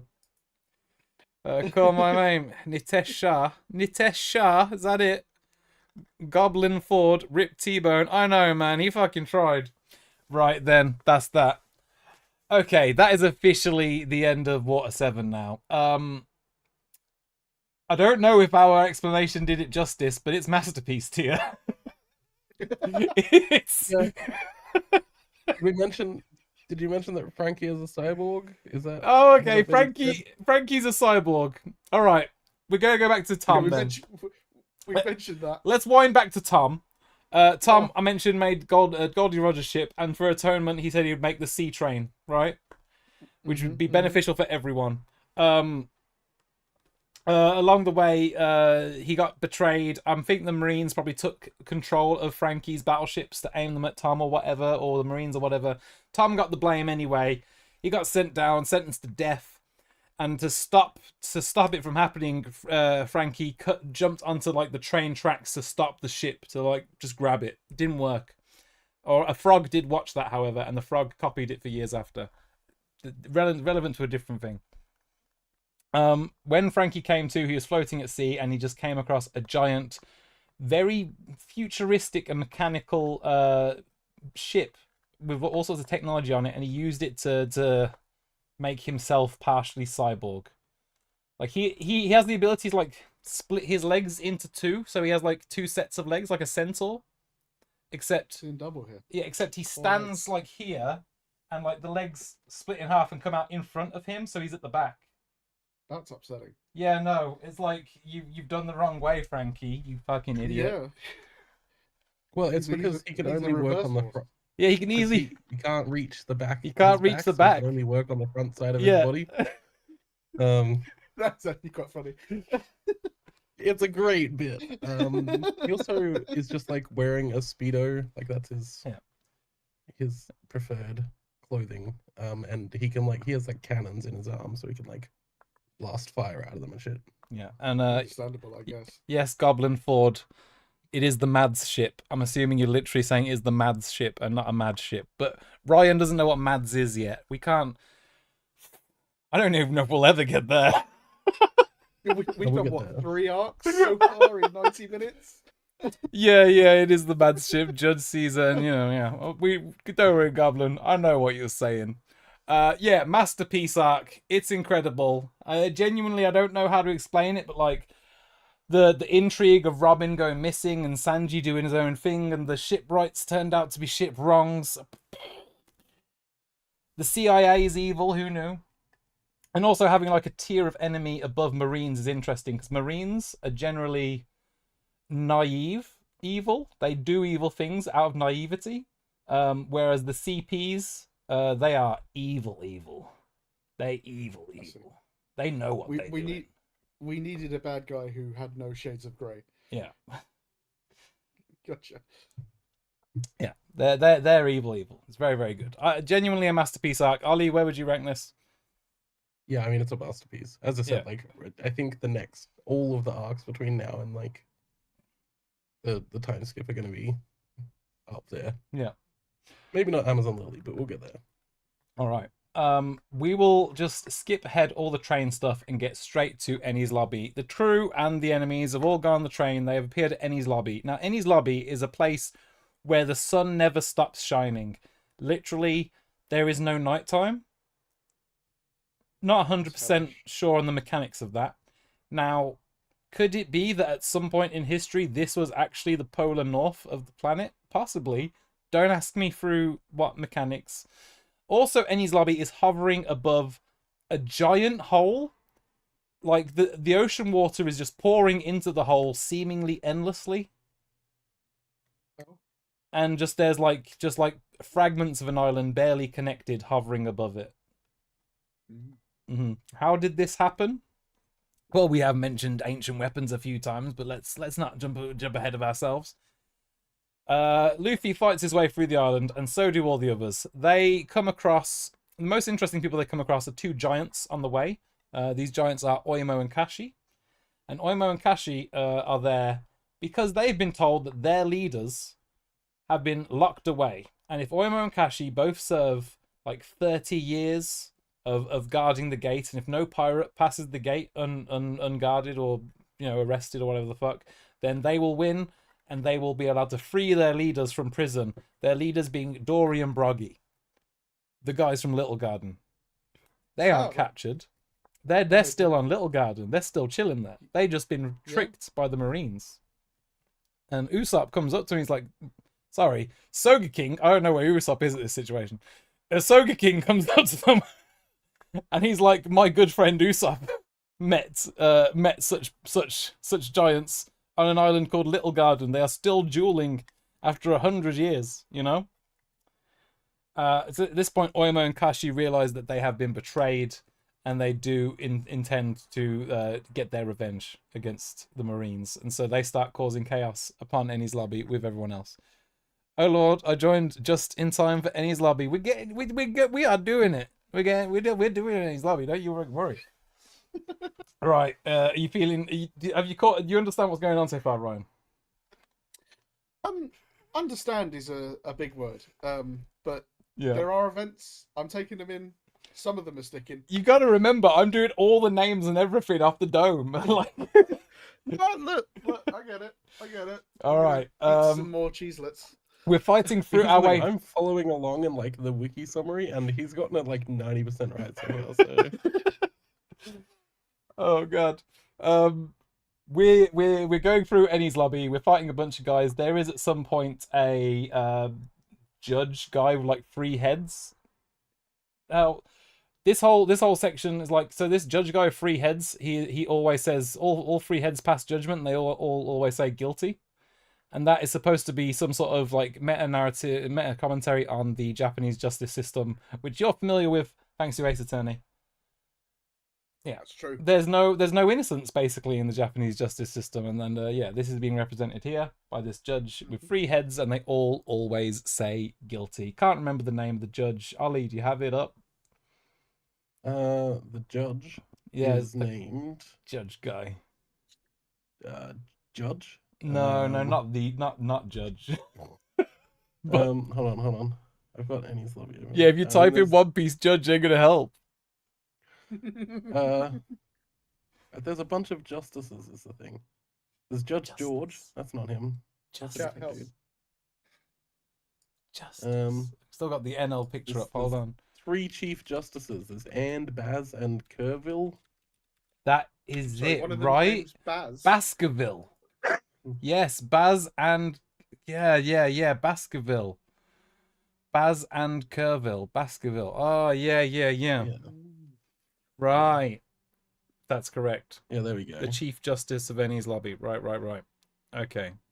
But it's actually just 3 guys like wearing one suit. All right then. Yeah, we beat the hell out of those guys. The Frankie family has also come along, by the way, because of Frankie's been kidnapped.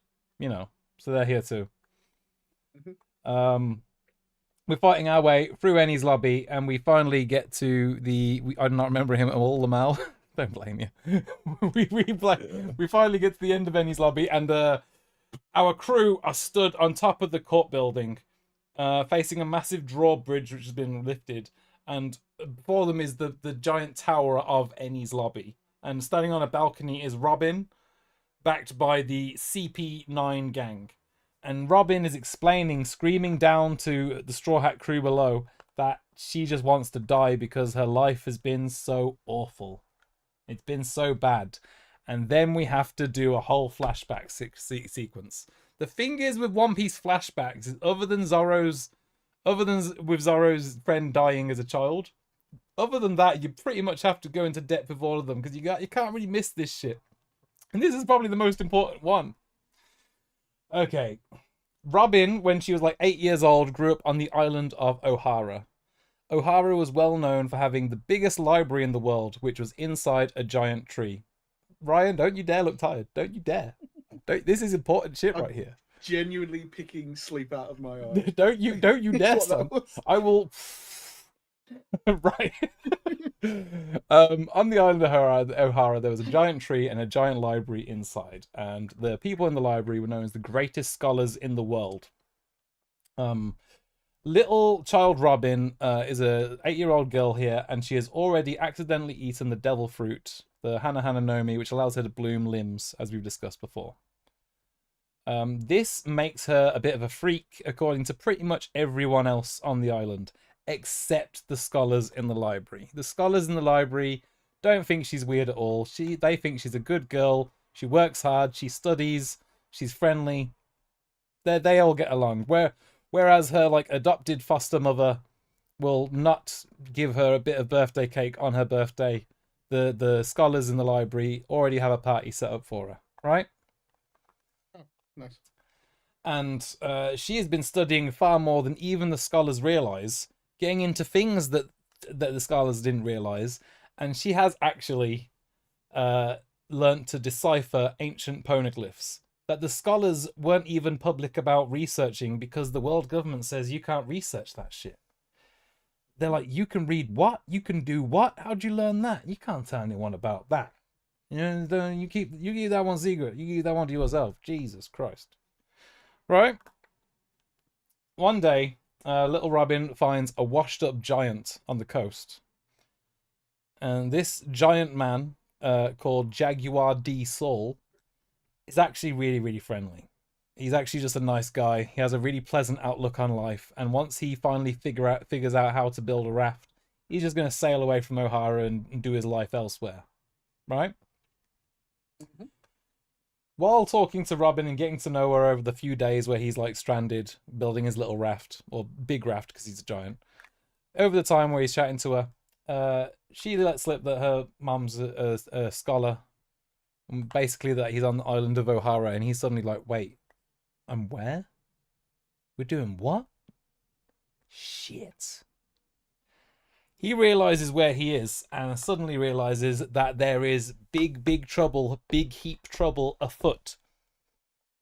So Robin returns to the village, and already Marines have arrived. And they are arriving with a woman in tow, a woman that looks suspiciously like our Nico Robin in the modern day, but with white hair. Yes, it is Nico Robin's mother, Nico Olvia. Right.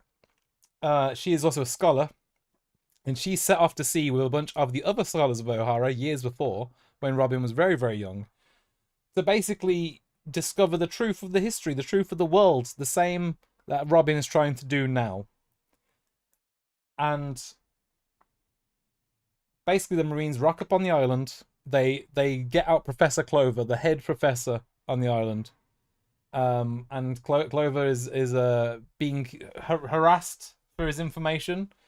And on the phone, they get out a little voice, little snail phone, and we hear the voice of one of the Gorosei that we met, in the Jaya arc now?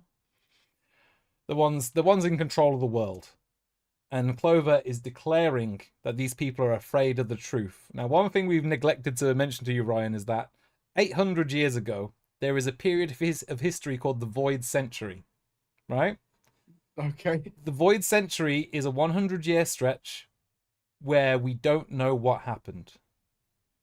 Oh. No surviving... All records of it are lost. Yeah. We don't know why, but the government made it illegal for you to talk about it. You cannot talk about it, you cannot think about it, you cannot look into it or research it.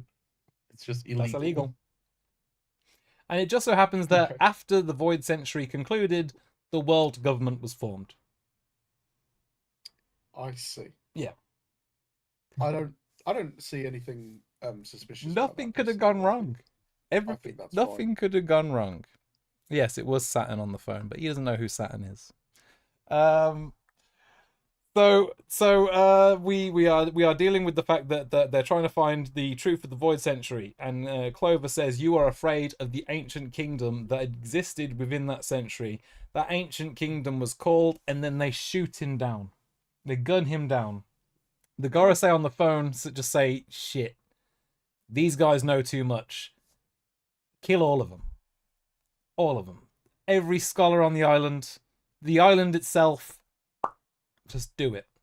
The non-scholars are allowed to get onto an evacuation ship, but just that Robin isn't allowed to get on the evacuation ship because she's a scholar. Good thing too, because shortly after that ship gets away from the shore, it is blown up, just destroyed. Oh. Every marine battleship surrounding the island, of which there are many, are throwing cannonballs, exploding onto the island. Yes, it is called a buster call. Everyone is to be executed. No remains are to survive. This is it. They found out too much and the whole island's being executed for it, Ryan.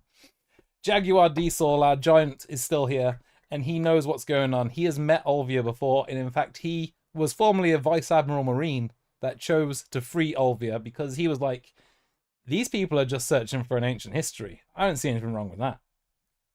Of course, that's not how the job works when you're a Marine. No. He's already defected for the sake of these innocent people trying to get away. And that's when Aokiji, the Iceman, shows up. This is a young Aokiji. This is before he was an admiral. He's just a vice admiral at this point, but he's still one of the most powerful people in One Piece. And he freezes Jaguar Diesel, leaves little Nico Robin to run. And to honor his friend's sacrifice, he essentially allows Nico Robin to escape, the one surviving member of the island of Ohara. Everyone else dead. And from that point onwards, because of her knowledge, Robin was saddled with like a 78 million berry bounty as an 8-year-old child. So for the rest of her life, she flicks between criminal organizations and hideouts in order to survive. But of course, the only people she can trust is someone with like a bigger bounty than hers, because otherwise they'd trade her in. Mm-hmm. Any questions? It's very emotional, by the way. No. Okay, good. I'm glad you highlight that whenever Very it comes emotional. Her mother died, Ryan. Up. I imagine that would be quite an emotional day. Akainu was there too. Yeah, he don't know who Akainu is. But yeah, there was another admiral dude there. Akainu did powers, in fact right? destroy. He was responsible for the evacuation ship being destroyed. But like even people that have watched the whole series aren't aware of that, because when you find out who Akainu is, it's like so many episodes later. But yeah, that's true. Thank you very much, Goblin Ford. I'm glad you're there for us.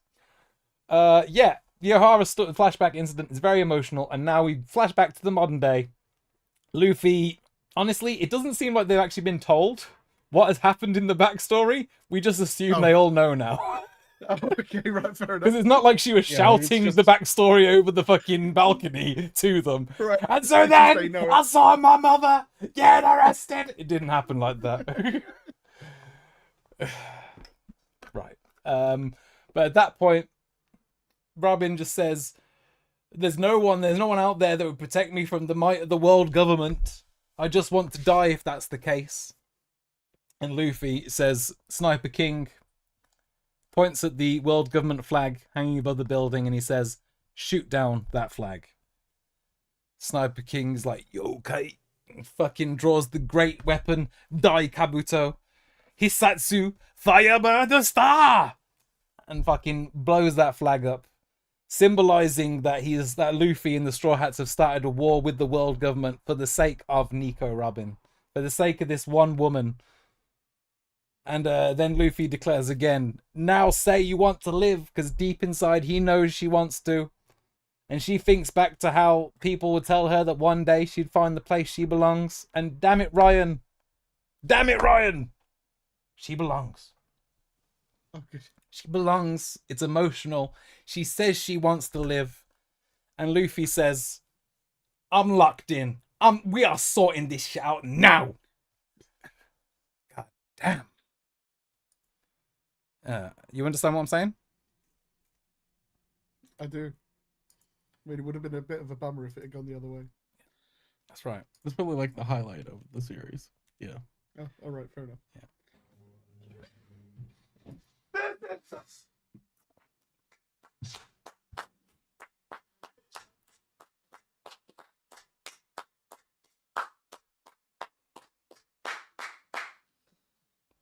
That's how you tell a story, Maverick.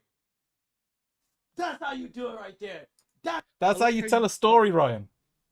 I like how you not only had that up instantly, but you had it on the timestamp. He saved it 5 days ago. He saved it specifically for this. Oh yeah. The clip was saved 5 days ago. I can't turn the fan on, I'm dying. It's so good. It's so good. It's incredible. And people react like that. They say, that is how you tell a story, Ryan. Oh, it's beautiful. It's genuinely incredible. And then finally Luffy and the crew say, right, let's get this shit done. And they bang out the CIA. Let's run down the list. Zoro has to fight a giraffe man, a former shipwrong. Zoro has to fight a giraffe man. This giraffe man has 2 swords, but is also able to like use his legs as swords, and also his neck is like very dangerous because he's a giraffe. You know that, right? By the way, Ryan, just for reference, we are about a quarter of the way through this arc. So. We're running through it quick now. There's also a wolfman. Sanji kicks the wolfman with flamey feet. Okay, his feet set on fire now. He can set his feet on fire now. His feet, he's a chef. Yeah, he's using the spices of hell, Ryan. The spices of hell. Okay. Zoro can like summon the ancient demon Asura to have 9 sword style with 3 heads and cut down his foes. Okay. Nami finally masters her gadget from Usopp and manages to electrocute the old ship-wrong secretary. Chopper turns into a giant monster and utterly obliterates some Kabuki theater bloke. Also, Frankie joins in the fight and farts a guy to death. Like, not with the smell, but like with the impact of the fart. Alright? Oh, that's even better. Yeah. Or worse, depending on your perspective. Yeah. Yeah. Sanji's feet are fine, which is normal. He's using the fires of hell, TSL. He's using the fires of hell. Of course it's explainable. Sure. Okay, so they all beat those guys. I think that's all the fights except for... we should also mention that Sniper King gets like handcuffed to Zoro for a bit, which is very inconvenient, but it's not that important. They retrieve from each of the CIA members, they retrieve keys, and one of the keys they've gathered from one of them is the ones to unlock Nico Robin's cuffs. We mentioned before the existence of Kairoseki, the Sea Stone. She is wearing Sea Stone handcuffs so she can't bloom her way out of that situation. Right. Finally, Luffy has to beat Rob Lucci, which is he's like a leopard man, and he's very dangerous, very evil. He likes to kill. He has a backstory where he was like tasked with saving some country's like kidnapped army, and when he gets put in jail with the kidnapped army, he kills the entire kidnapped army because he's like, those guys are cowards anyway. They should have never given up.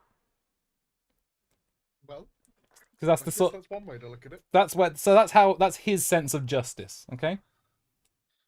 And so Luffy has to beat the shit out of this guy, and he does it by essentially first he ascends to gear second in his battle against Bluno from the bar. Thanks for reminding me about him, Goblin.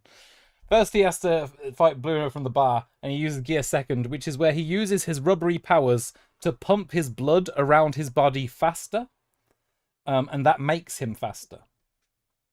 Okay, that's yeah. I'm sure that's. This also heats him up quite a lot, and he starts emitting steam constantly. Right. Yes. Yeah. But yeah, gear second, he gets faster because of blood flow, rubbery veins. And then gear third, which is what he unlocks to help defeat Rob Lucci, is where he bites his thumb and blows into it like a balloon. So his arm can... made of rubber. Actually, now I think about it, I have seen clips of that. Yeah, he blows into it like a balloon, and why he can swing it as if it is not filled with air, it's filled with something much denser, that's a different question, but let's not think about it. He fills it up like a balloon and swings it like the arm of a giant. Of course, Ryan, as I'm sure you expect, there is an actual explanation for why that is. Okay. But that's like 1, 2, 3, 4, 5. The count. 16 arcs from now, so probably not getting to that today. Yeah. I hope not. Yeah. It's hold on. There we go. That's Sniper King. It's very emotional. He's gone red because of the bloods. It's sick as fuck. It goes hard, Ryan. You see how hard it's going. Are we trying to get a channel copyright struck as well? Is that what this is? You what? I'm trying to get a copyright strike from the channel. Oh, fuck it, like... We're watching One Piece now. We're just gonna watch One Piece. We're just gonna watch it. That's what the rest of this is. Getting the channel taken down is the one thing we don't want to do. He gets hit with the fucking 6 King pistol, Ryan. The 6 King pistol, the Rakogan. But Luffy said he wouldn't fall. He said he wouldn't fall anymore. He said he wouldn't fall, Ryan. He's doing it all for Nico Robin. He's doing it all for the crew. For the gang. Saw. You know? We'll cut most of that out. And then there's that bit. That's sick as fuck. It's one of the best. One of the all-time bests. I mean, that shit was cut up to fuck to be super fast, but it's one of the all-time bests. Nico Robin gets saved. They take her back. But how are they going to get away from Eni's lobby? How are they going to escape, Ryan? They look down to the sea, and who do they see? They see the Going Merry. The ship they thought couldn't be saved. The ship is talking to them, saying, I came for you because I wanted to sail with you one more time. Okay. Yeah. Why can the ship talk? Because it had a Klabauterman. Okay. It had a Klabauterman in it. So that mysterious ghostly figure that repaired the ship. Yeah. It's a German folklore thing. Yep. Where a doomed ship will take on a spirit so that it can safely return the sailors on that ship to land. Yep. Okay. But that in this they've interpreted that it returns the ship to the sailors. Yeah, but it's so taking them to somewhere safely safe. return to land. Yeah. Know? Okay. As we're sailing away on the Merry, we meet Iceberg, who's actually come to see what's going on with everyone. Mm-hmm. And as we meet Iceberg, the ship collapses. Iceberg then reveals that he actually went out to the coast from hearing a voice, and he heard this ship beg to be repaired, and he did everything he could, and then the waves carried it away. He couldn't believe the miracle he saw, So he determined to set out to sea to see where it would go, and it rescued the Straw Hat Pirates. Unfortunately, though, it is done. It is collapsing in on itself, and the entire crew have to stand there next to a lifeboat as they give it a Viking funeral and burn it at sea. And this is like possibly the second most emotional moment in One Piece thus far.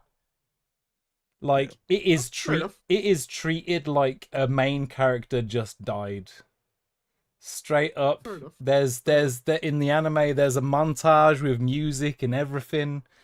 In the manga it's just people crying constantly. It is like it's deep, bro. It's deep. It's deep. 2 people in the chat saying they're traumatized. Thanks, Goblin, TSL, I feel it. Anyway, Enies Lobby is Masterpiece tier arc. Is it above Water 7? It doesn't matter. It's Masterpiece. Ollie?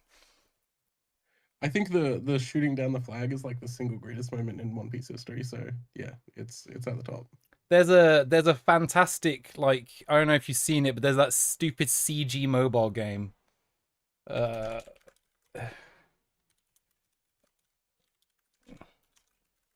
literally got recommended it to me on YouTube like last night. I get recommended it to me all the time because like, to be fair, it's a very fucking good animatic. Is this from Bounty Rush? Are you sure? I don't think this is Bounty Rush, bro. Apparently this is One Piece Ambition. But it looks incredible.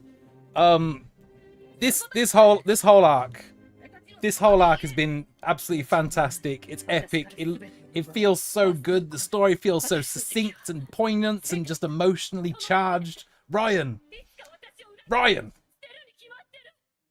do you feel the emotion yet?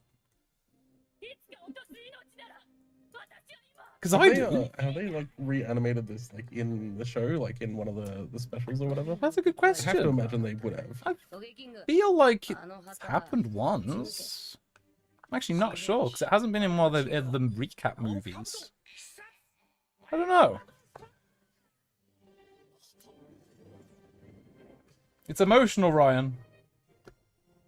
Ryan, do you feel the emotions yet? And then she says it. She's like, is it okay for me to dream of it? Is it okay for me to want these things? It's emotional, Ryan. You wouldn't understand. You weren't there. You weren't there with the crew when it all happened. That's true, I wasn't. See, even since you was a little girl, running from the popo, the law, all of it. You didn't see it. It was beautiful. This is like, you know, Luffy and Sogeking here are like giving her the opportunity for the first time in her life not to run away, to actually run towards something.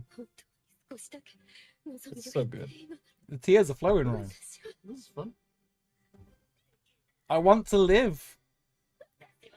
Take me out to sea with you. That's what she says. And the CIA are there being dickheads. Beautifully animated. Holy shit. I know, right? Crazy. Looks pretty damn good. Yeah, no. One of the best scenes in all of One Piece. It's a masterpiece arc. It's fantastic. Is it the best arc so far? I mean, from this list, probably is. Yeah, from this list. Jesus. There are better ones later, for sure. Masterpiece. Incredible. Jesus Christ.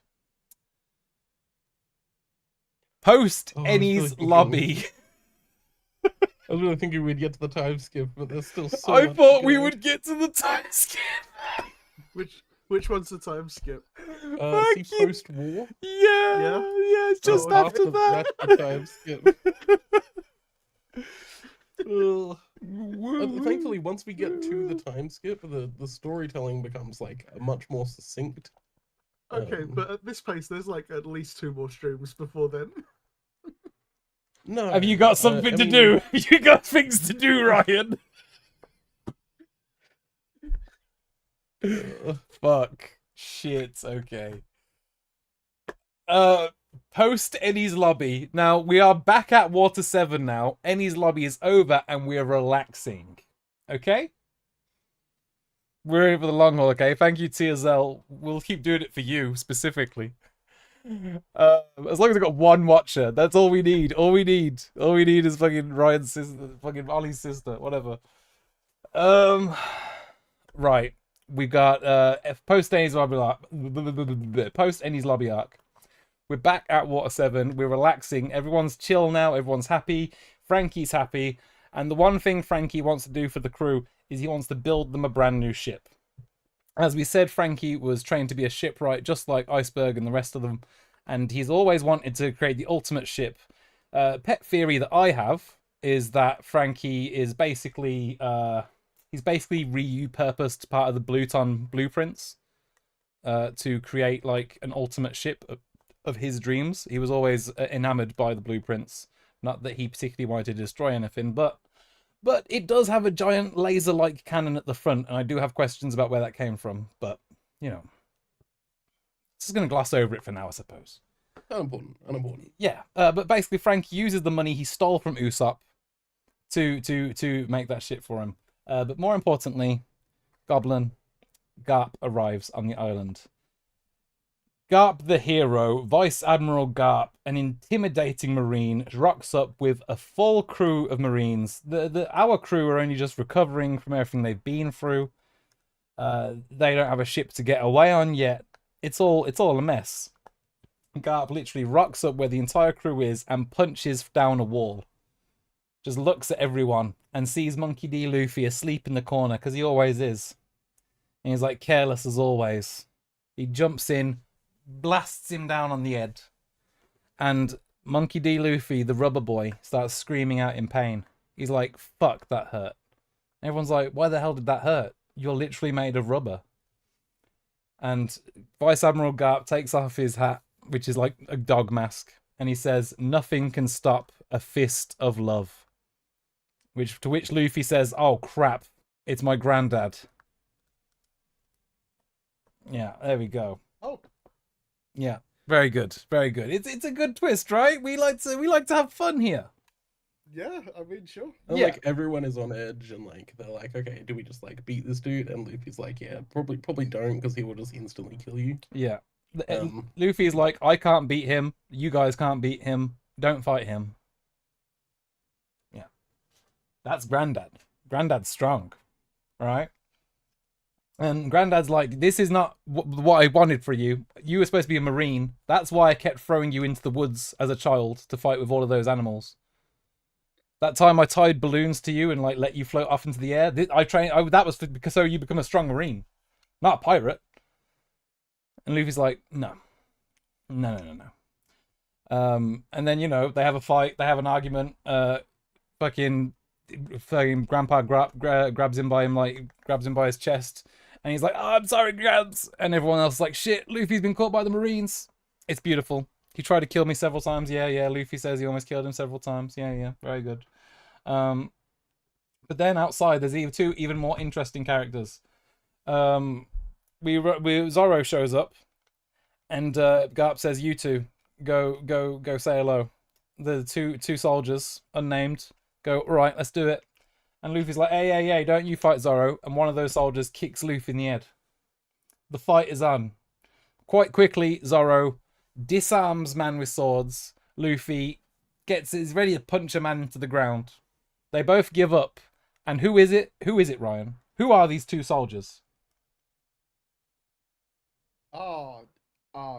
Jimbo and Johnny. That's correct. It is Kobe and Helmeppo. Kobe from Romance Dawn, from episode 1, chapter 1, the little boy who was on Fat Girl Alvida's ship. The fact that you thought there was even the tiniest chance that I'd held on to that name. You remember he wanted to join the Marines, Ryan. He was the one that wanted to join the Marines. Luffy was like, you can do it. You just have to be strong and believe in yourself. Yeah. He thanks to Luffy's guidance, he believed in himself and became a Marine. And he's strong now. He also uses some of the martial arts techniques that some of the CIA guys use. Which we didn't mention, but you can just imagine they have secret martial arts techniques.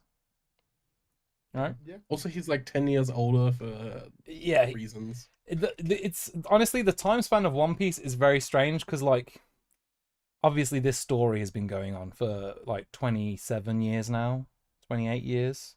Right. But So like so that character specifically had their own localized time skip. it feels like it. Kinda, yeah. Because like I mean, it's explained to be like, oh, just like high impact conditioning from like living with Garp, but like, I don't know.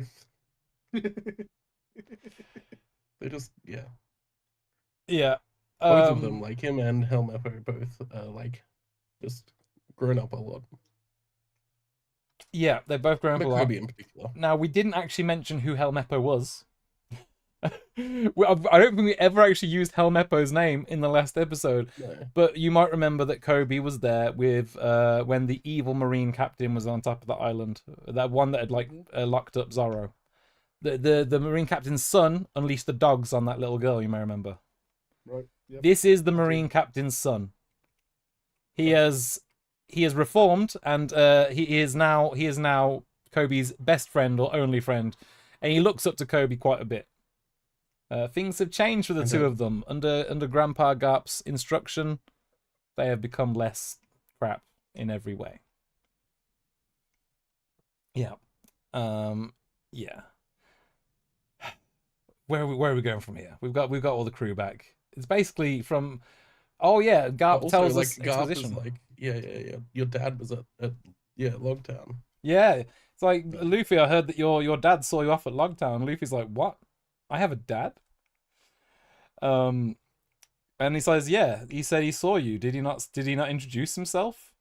And then we discovered that his dad's name is Monkey D. Dragon, and we remember the man that stopped Smoker in Logtown. The one that mysteriously showed up after a big lightning bolt and then disappeared after like a Which gust not of wind. necessarily related. Not necessarily related. Not necessarily related. But is it though? I mean, it probably is. It's a very popular theory that Dragon has some sort of weather affecting devil fruit, although there is no evidence in the story to support that yet. Literally none, except that like whenever he shows up, the wind blows. Right. Which like is kind of true of everyone in One Piece because they always arrive on a ship, and if they're traveling on a ship, then the wind is probably the wind's got to be blowing. Yeah. So Yeah. you know, is it a coincidence? Does he have powers? Yeah, who can say? Who could possibly say? Yeah. Yeah. So yeah, we get introduced to Dragon, but Monkey D, Garp, our big grandpaps, also give us some exposition on the rest of the world. We mentioned earlier the Free Powers.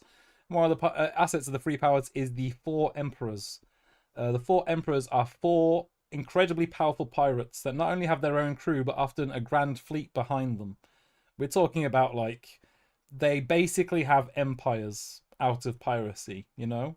And these four emperors rule over the second half of the Grand Line. That's the side past the Red Line, you know? Right. Second half of the Grand Line is ruled by those pirates, and only the most powerful and domineering can survive. And this is where we discover that our good buddy Shanks, the pirate that captain that Luffy looks up to, he is one of those four emperors. Gotcha. Yeah. All along, he was actually one of the dons of the sea, but he was just acting like a normal scamp, normal scoundrel.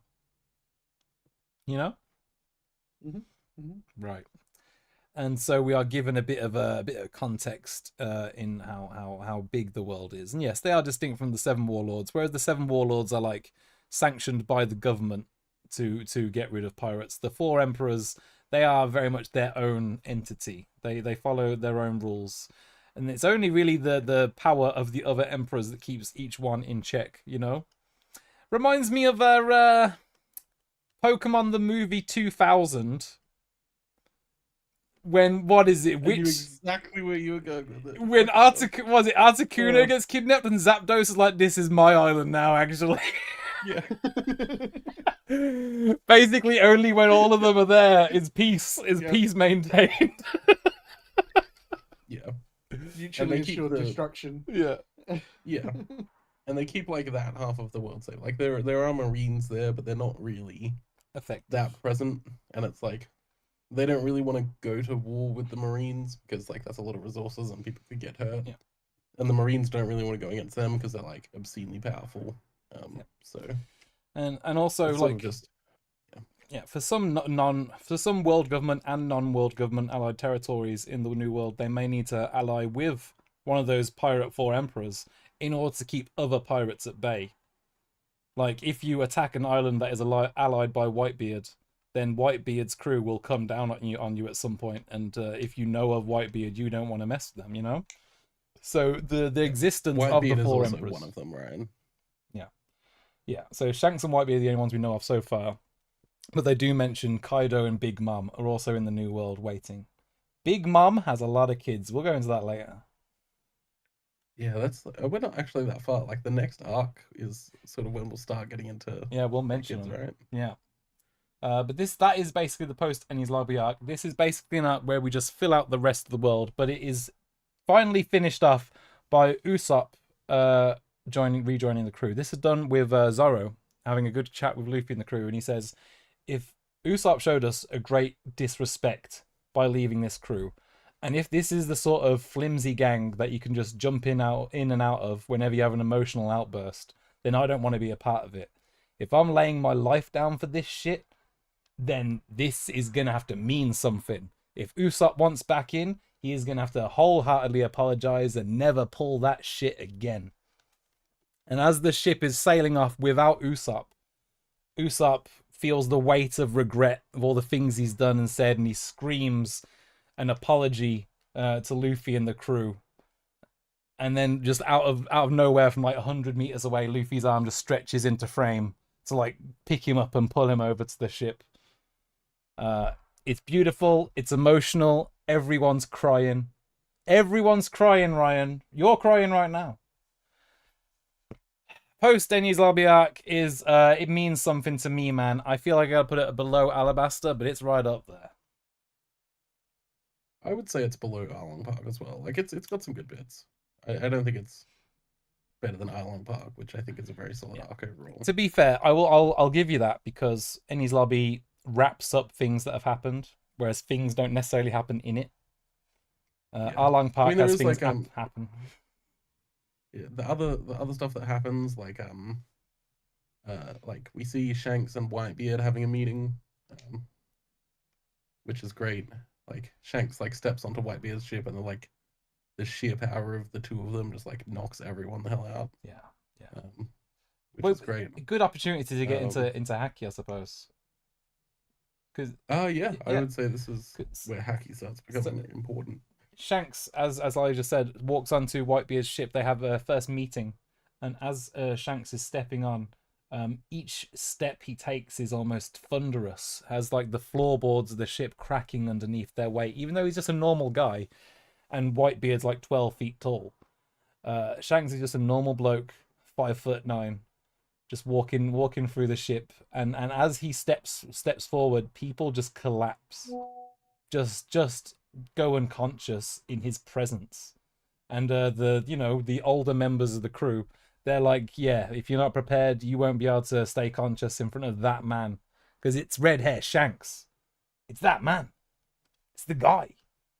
And they say that's got to be very inconvenient for their repairs budget. That they've got to like replace the planks every time he just walks across. Yeah. You know. Yeah. But yeah, they say an impressive Haki as always. And now this is where it depends what translation you're into. We all use Haki now. The official translation uses Haki now. But once upon a time, Haki was being translated as Marco V1 with the big lips. Haki once upon a time was being translated as willpower or dreams or just will. It's really interesting, but basically, in my humble estimation, the power of Haki is kind of tied to your goals and dreams in the world of One Piece. If you have loftier ambitions than the next man and the determination to actually do whatever it takes to see them through, then you will have a massive amount of Haki, essentially. But it's like, are you aware of what it takes, and are you actually willing to do that? You know? Because a lot of people in the world say they want to be the king of the pirates, but like, you actually going to do that? It's like saying I'm going to be the world's best basketball player. It's like, bro, are you though? Are you though? You're gonna go take out Kobe now? You're like 34. No. So you have to be aware of what it takes and capable of it. And those are the people, the beings in the One Piece universe that have the greatest amount of haki. We can't go into too much more depth than that, but we have seen it at least twice before, and we've mentioned it to you. Yeah. Mm-hmm. Is this a good place to take a break, or do we keep going? We've been going for over 2 hours. I think this is probably as far as we can go today. I will say the other thing that happens just at the very end of this arc is that everybody gets new bounties. Oh yeah. Yes, that's correct. Everyone gets bounties. Yeah. Everyone. The whole crew. Kind of. Usopp doesn't get a bounty. Sniper King does, though. For very funny reasons. Sniper King does get a bounty. Yeah. And Chopper is believed to be a pet because they didn't recognize that the monster that like destroyed half of the building was Chopper, so he only gets a 50 berry bounty, which is very funny. I see. Mm-hmm. And it stays that way for a real long time, right? Yeah. It eventually doubles. Most of the series. Yeah. But yeah. So yeah, now everyone on the crew has a pretty sizable bounty. Yeah.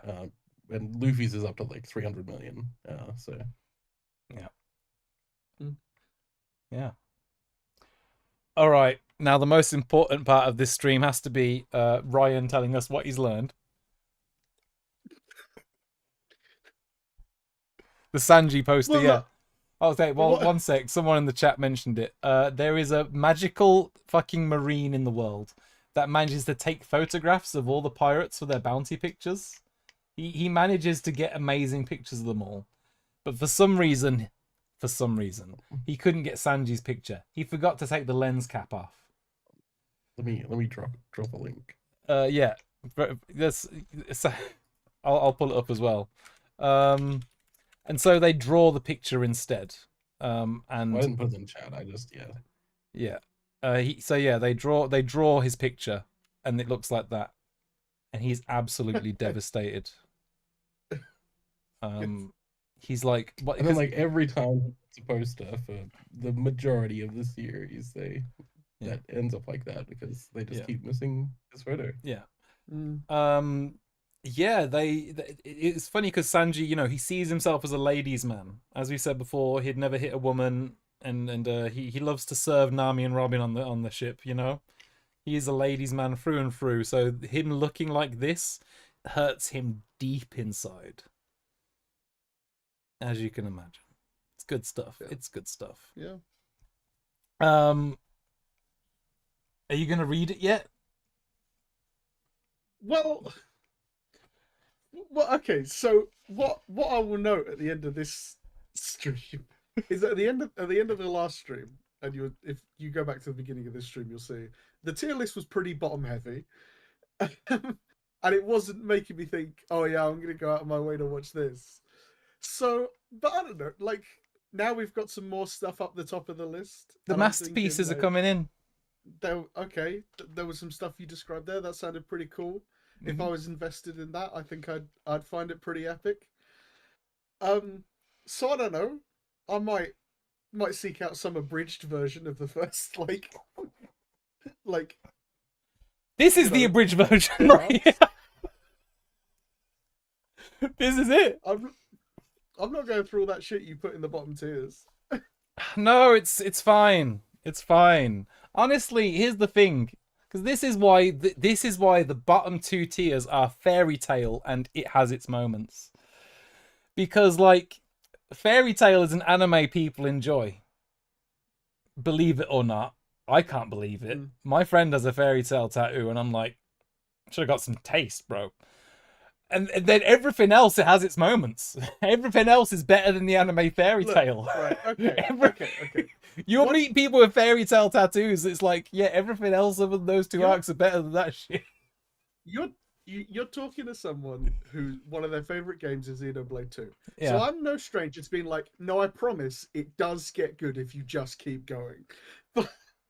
But Man, that's a big investment, and I'm No. not really someone who sits and watches things at the best of times. No, it's not a big investment. No, it's not. I mean, listen. If you're going to be sat on your PC anyway and you got 2 monitors, you might as well throw it on. I could watch Black Books for the 300th time, Dave. Come on. I miss Kuzan. Oh yeah, okay, yeah. Aokiji does appear at the end of the post Enies lobby arc. The ice guy, and this time he basically says goodbye to Robin. Yeah, he like shows up and is like, "Hey, are you like actually happy here?" And she's like, "Yep," and he's like, "Good," and then leaves. Yeah. Okay. Really just cute. in case all the other stuff wasn't closure enough. Mm-hmm. Yeah.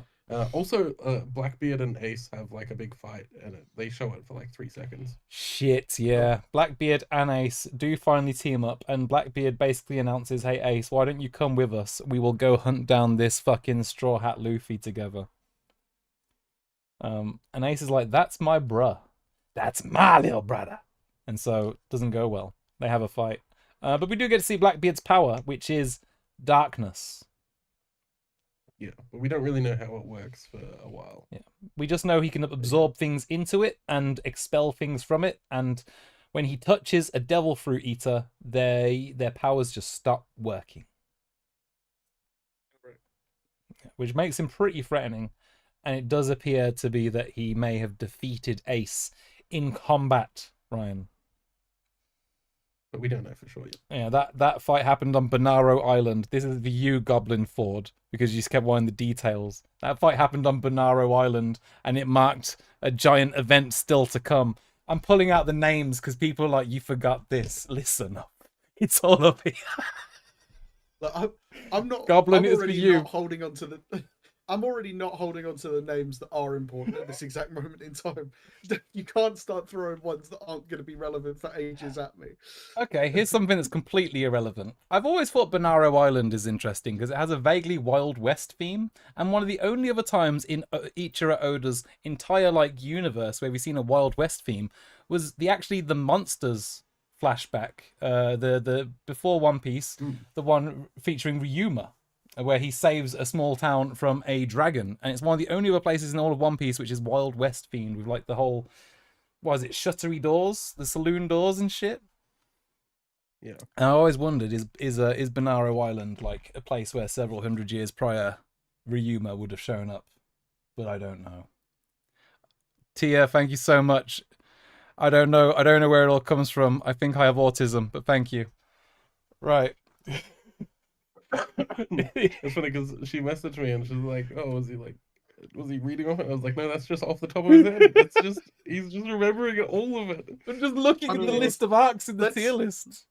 Like, let's be real here. Like, I was thinking of doing one about Kingdom Hearts. I'm going to do one about wrestling. This is just us talking about our special interests. Let's be honest. Yeah, exactly. Yeah. It's the special interest rant series. If you want to run one about Kingdom Hearts tomorrow, I'm good for. Yeah, we'll do Kingdom Hearts tomorrow because I should be able to get through that in a day. Brook Island is. I would hope what I'm planning to do can be done one stream, but we'll see. All right. I think I can do it. I'm gonna do up a little slideshow because I don't have one of these. I've watched that Brian David Gilbert video on Kingdom Hearts. That's about it. Actually, that's not true. I got 5 hours into Kingdom Hearts 1 and gave up because I hated the combat. I mean, that's fair because the first game is the worst one. We'll get to that, trust me. I mean, I haven't played Kingdom Hearts, so I'm ready to jump on the train and just experience it all. Oh, you're gonna learn so much, Dave. So that's tomorrow. We'll do that tomorrow. And we'll return Beautiful at some point later in the week. All right. Thank you so much, Goblin, Ford, and TSL. Without you, this would all mean absolutely nothing. And thanks to this Nitesh Shah person who showed up for 2 messages and then disappeared. It's all we needed them for. Call my name. Say his name and he appears. I told you. Call me by your name. Yeah. Hangover song though. Isn't it though? Oh yeah, no, thank you everyone. Are we still streaming? Yeah, we are. Shall I turn it off? Okay. Yeah, turn that off. Bye.